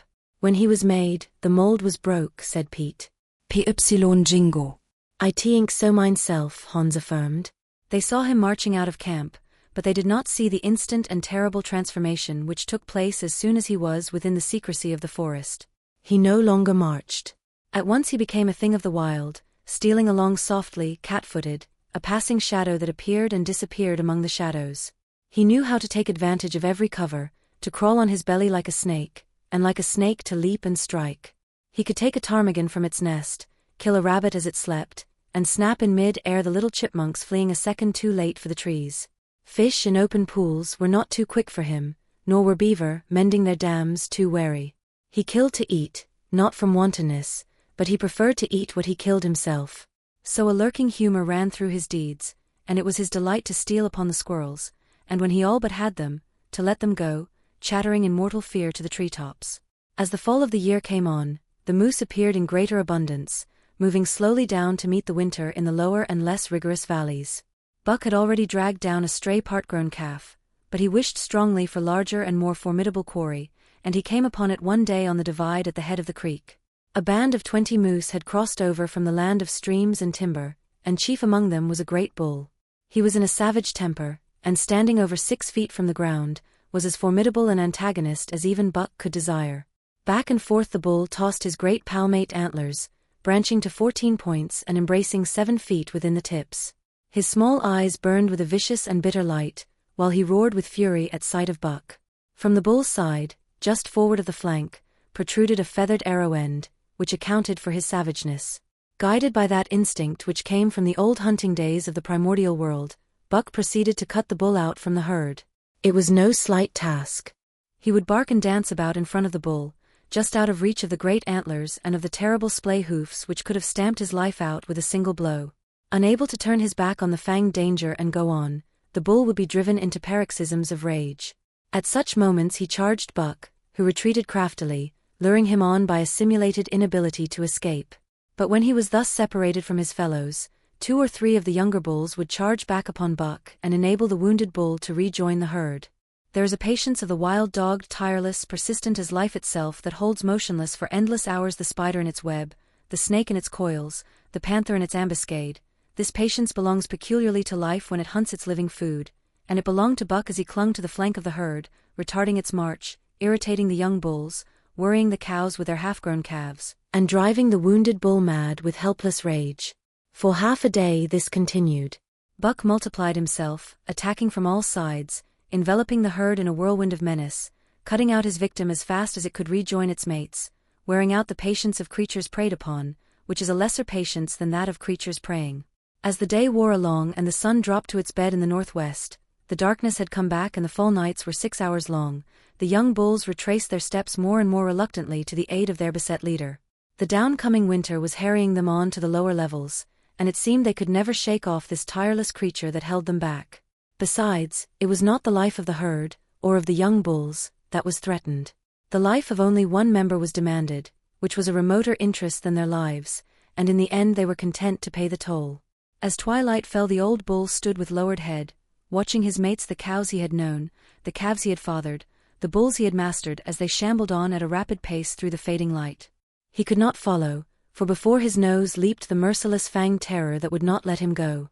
300 weight, more than half a ton he weighed. He had lived a long, strong life, full of fight and struggle, and at the end he faced death at the teeth of a creature whose head did not reach beyond his great knuckled knees. From then on, night and day, Buck never left his prey, never gave it a moment's rest, never permitted it to browse the leaves of trees or the shoots of young birch and willow. Nor did he give the wounded bull opportunity to slake his burning thirst in the slender trickling streams they crossed. Often, in desperation, he burst into long stretches of flight. At such times Buck did not attempt to stay him, but loped easily at his heels, satisfied with the way the game was played, lying down when the moose stood still, attacking him fiercely when he strove to eat or drink. The great head drooped more and more under its tree of horns, and the shambling trot grew weak and weaker. He took to standing for long periods, with nose to the ground and dejected ears dropped limply, and Buck found more time in which to get water for himself and in which to rest. At such moments, panting with red lolling tongue and with eyes fixed upon the big bull, it appeared to Buck that a change was coming over the face of things. He could feel a new stir in the land. As the moose were coming into the land, other kinds of life were coming in. Forest and stream and air seemed palpitant with their presence. The news of it was borne in upon him, not by sight or sound or smell, but by some other and subtler sense. He heard nothing, saw nothing, yet knew that the land was somehow different, that through it strange things were afoot and ranging, and he resolved to investigate after he had finished the business in hand. At last, at the end of the 4th day, he pulled the great moose down. For a day and a night he remained by the kill, eating and sleeping, turn and turn about. Then, rested, refreshed and strong, he turned his face toward camp and John Thornton. He broke into the long easy lope, and went on hour after hour, never at loss for the tangled way, heading straight home through strange country with a certitude of direction that put man and his magnetic needle to shame. As he held on he became more and more conscious of the new stir in the land. There was life abroad in it different from the life which had been there throughout the summer. No longer was this fact borne in upon him in some subtle mysterious way. The birds talked of it, the squirrels chattered about it, the very breeze whispered of it. Several times he stopped and drew in the fresh morning air in great sniffs, reading a message which made him leap on with greater speed. He was oppressed with a sense of calamity happening, if it were not calamity already happened, and as he crossed the last watershed and dropped down into the valley toward camp, he proceeded with greater caution. 3 miles away he came upon a fresh trail that sent his neck hair rippling and bristling. It led straight toward camp and John Thornton. Buck hurried on, swiftly and stealthily, every nerve straining and tense, alert to the multitudinous details which told a story all but the end. His nose gave him a varying description of the passage of the life on the heels of which he was traveling. He remarked the pregnant silence of the forest. The bird life had flitted. The squirrels were in hiding. One only he saw, a sleek gray fellow, flattened against a gray dead limb so that he seemed a part of it, a woody excrescence upon the wood itself. As Buck slid along with the obscureness of a gliding shadow, his nose was jerked suddenly to the side as though a positive force had gripped and pulled it. He followed the new scent into a thicket and found Nigeria. He was lying on his side, dead where he had dragged himself, an arrow protruding, head and feathers, from either side of his body. 100 yards farther on, Buck came upon one of the sled dogs Thornton had bought in Dawson. This dog was thrashing about in a death struggle, directly on the trail, and Buck passed around him without stopping. From the camp came the faint sound of many voices, rising and falling in a sing-song chant. Bellying forward to the edge of the clearing, he found Hans, lying on his face, feathered with arrows like a porcupine. At the same instant Buck peered out where the spruce bough lodge had been and saw what made his hair leap straight up on his neck and shoulders. A gust of overpowering rage swept over him. He did not know that he growled, but he growled aloud with a terrible ferocity. For the last time in his life he allowed passion to usurp cunning and reason, and it was because of his great love for John Thornton that he lost his head. The Yeehats were dancing about the wreckage of the spruce bough lodge when they heard a fearful roaring and saw rushing upon them an animal the like of which they had never seen before. It was Buck, a live hurricane of fury, hurling himself upon them in a frenzy to destroy. He sprang at the foremost man, it was the chief of the Yeehats, ripping the throat wide open till the rent jugular spouted a fountain of blood. He did not pause to worry the victim, but ripped in passing, with the next bound tearing wide the throat of a second man. There was no withstanding him. He plunged about in their very midst, tearing, rending, destroying, in constant and terrific motion which defied the arrows they discharged at him. In fact, so inconceivably rapid were his movements, and so closely were the Indians tangled together, that they shot one another with the arrows, and one young hunter, hurling a spear at Buck in mid-air, drove it through the chest of another hunter with such force that the point broke through the skin of the back and stood out beyond. Then a panic seized the Yeehats, and they fled in terror to the woods, proclaiming as they fled the advent of the evil spirit. And truly Buck was the fiend incarnate, raging at their heels and dragging them down like deer as they raced through the trees. It was a fateful day for the Yeehats. They scattered far and wide over the country, and it was not till a week later that the last of the survivors gathered together in a lower valley and counted their losses. As for Buck, wearying of the pursuit, he returned to the desolated camp. He found Pete where he had been killed in his blankets in the first moment of surprise. Thornton's desperate struggle was fresh written on the earth, and Buck scented every detail of it down to the edge of a deep pool. By the edge, head and 4 feet in the water, lay Skeet, faithful to the last. The pool itself, muddy and discolored from the sluice boxes, effectually hid what it contained, and it contained John Thornton, for Buck followed his trace into the water, from which no trace led away. All day Buck brooded by the pool or roamed restlessly about the camp. Death as a cessation of movement, as a passing out and away from the lives of the living, he knew, and he knew John Thornton was dead. It left a great void in him, somewhat akin to hunger, but a void which ached, and which food could not fill. At times, when he paused to contemplate the carcasses of the Yeehats, he forgot the pain of it. And at such times he was aware of a great pride in himself, a pride greater than any he had yet experienced. He had killed man, the noblest game of all, and he had killed in the face of the law of club and fong. He sniffed the bodies curiously. They had died so easily. It was harder to kill a husky dog than them. They were no match at all, were it not for their arrows and spears and clubs. Thenceforward he would be unafraid of them except when they bore in their hands their arrows, spears, and clubs. Night came on, and a full moon rose high over the trees into the sky, lighting the land till it lay bathed in ghostly day. And with the coming of the night, brooding and mourning by the pool, Buck became alive to a stirring of the new life in the forest other than that which the Yeehats had made. He stood up, listening and scenting. From far away drifted a faint, sharp yelp, followed by a chorus of similar sharp yelps. As the moments passed, the yelps grew closer and louder. Again Buck knew them as things heard in that other world which persisted in his memory. He walked to the center of the open space and listened. It was the call, the many-noted call, sounding more luringly and compellingly than ever before. And as never before, he was ready to obey. John Thornton was dead. The last tie was broken. Man and the claims of man no longer bound him. Hunting their living meat, as the Yeehats were hunting it, on the flanks of the migrating moose, the wolf pack had at last crossed over from the land of streams and timber and invaded Buck's Valley. Into the clearing where the moonlight streamed, they poured in a silvery flood, and in the center of the clearing stood Buck, motionless as a statue, waiting their coming. They were awed, so still and large he stood, and a moment's pause fell, till the boldest one leaped straight for him. Like a flash Buck struck, breaking the neck. Then he stood without movement, as before, the stricken wolf rolling in agony behind him. 3 others tried it in sharp succession, and one after the other they drew back, streaming blood from slashed throats or shoulders. This was sufficient to fling the whole pack forward, pell-mell, crowded together, blocked and confused by its eagerness to pull down the prey. Buck's marvelous quickness and agility stood him in good stead. Pivoting on his hind legs and snapping and gashing, he was everywhere at once, presenting a front which was apparently unbroken, so swiftly did he whirl and guard from side to side. But to prevent them from getting behind him, he was forced back, down past the pool and into the creek bed, till he brought up against a high gravel bank. He worked along to a right angle in the bank which the men had made in the course of mining, and in this angle he came to bay, protected on 3 sides and with nothing to do but face the front. And so well did he face it, that at the end of half an hour the wolves drew back discomfited. The tongues of all were out and lolling, the white fangs showing cruelly white in the moonlight. Some were lying down with heads raised and ears pricked forward, others stood on their feet watching him, and still others were lapping water from the pool.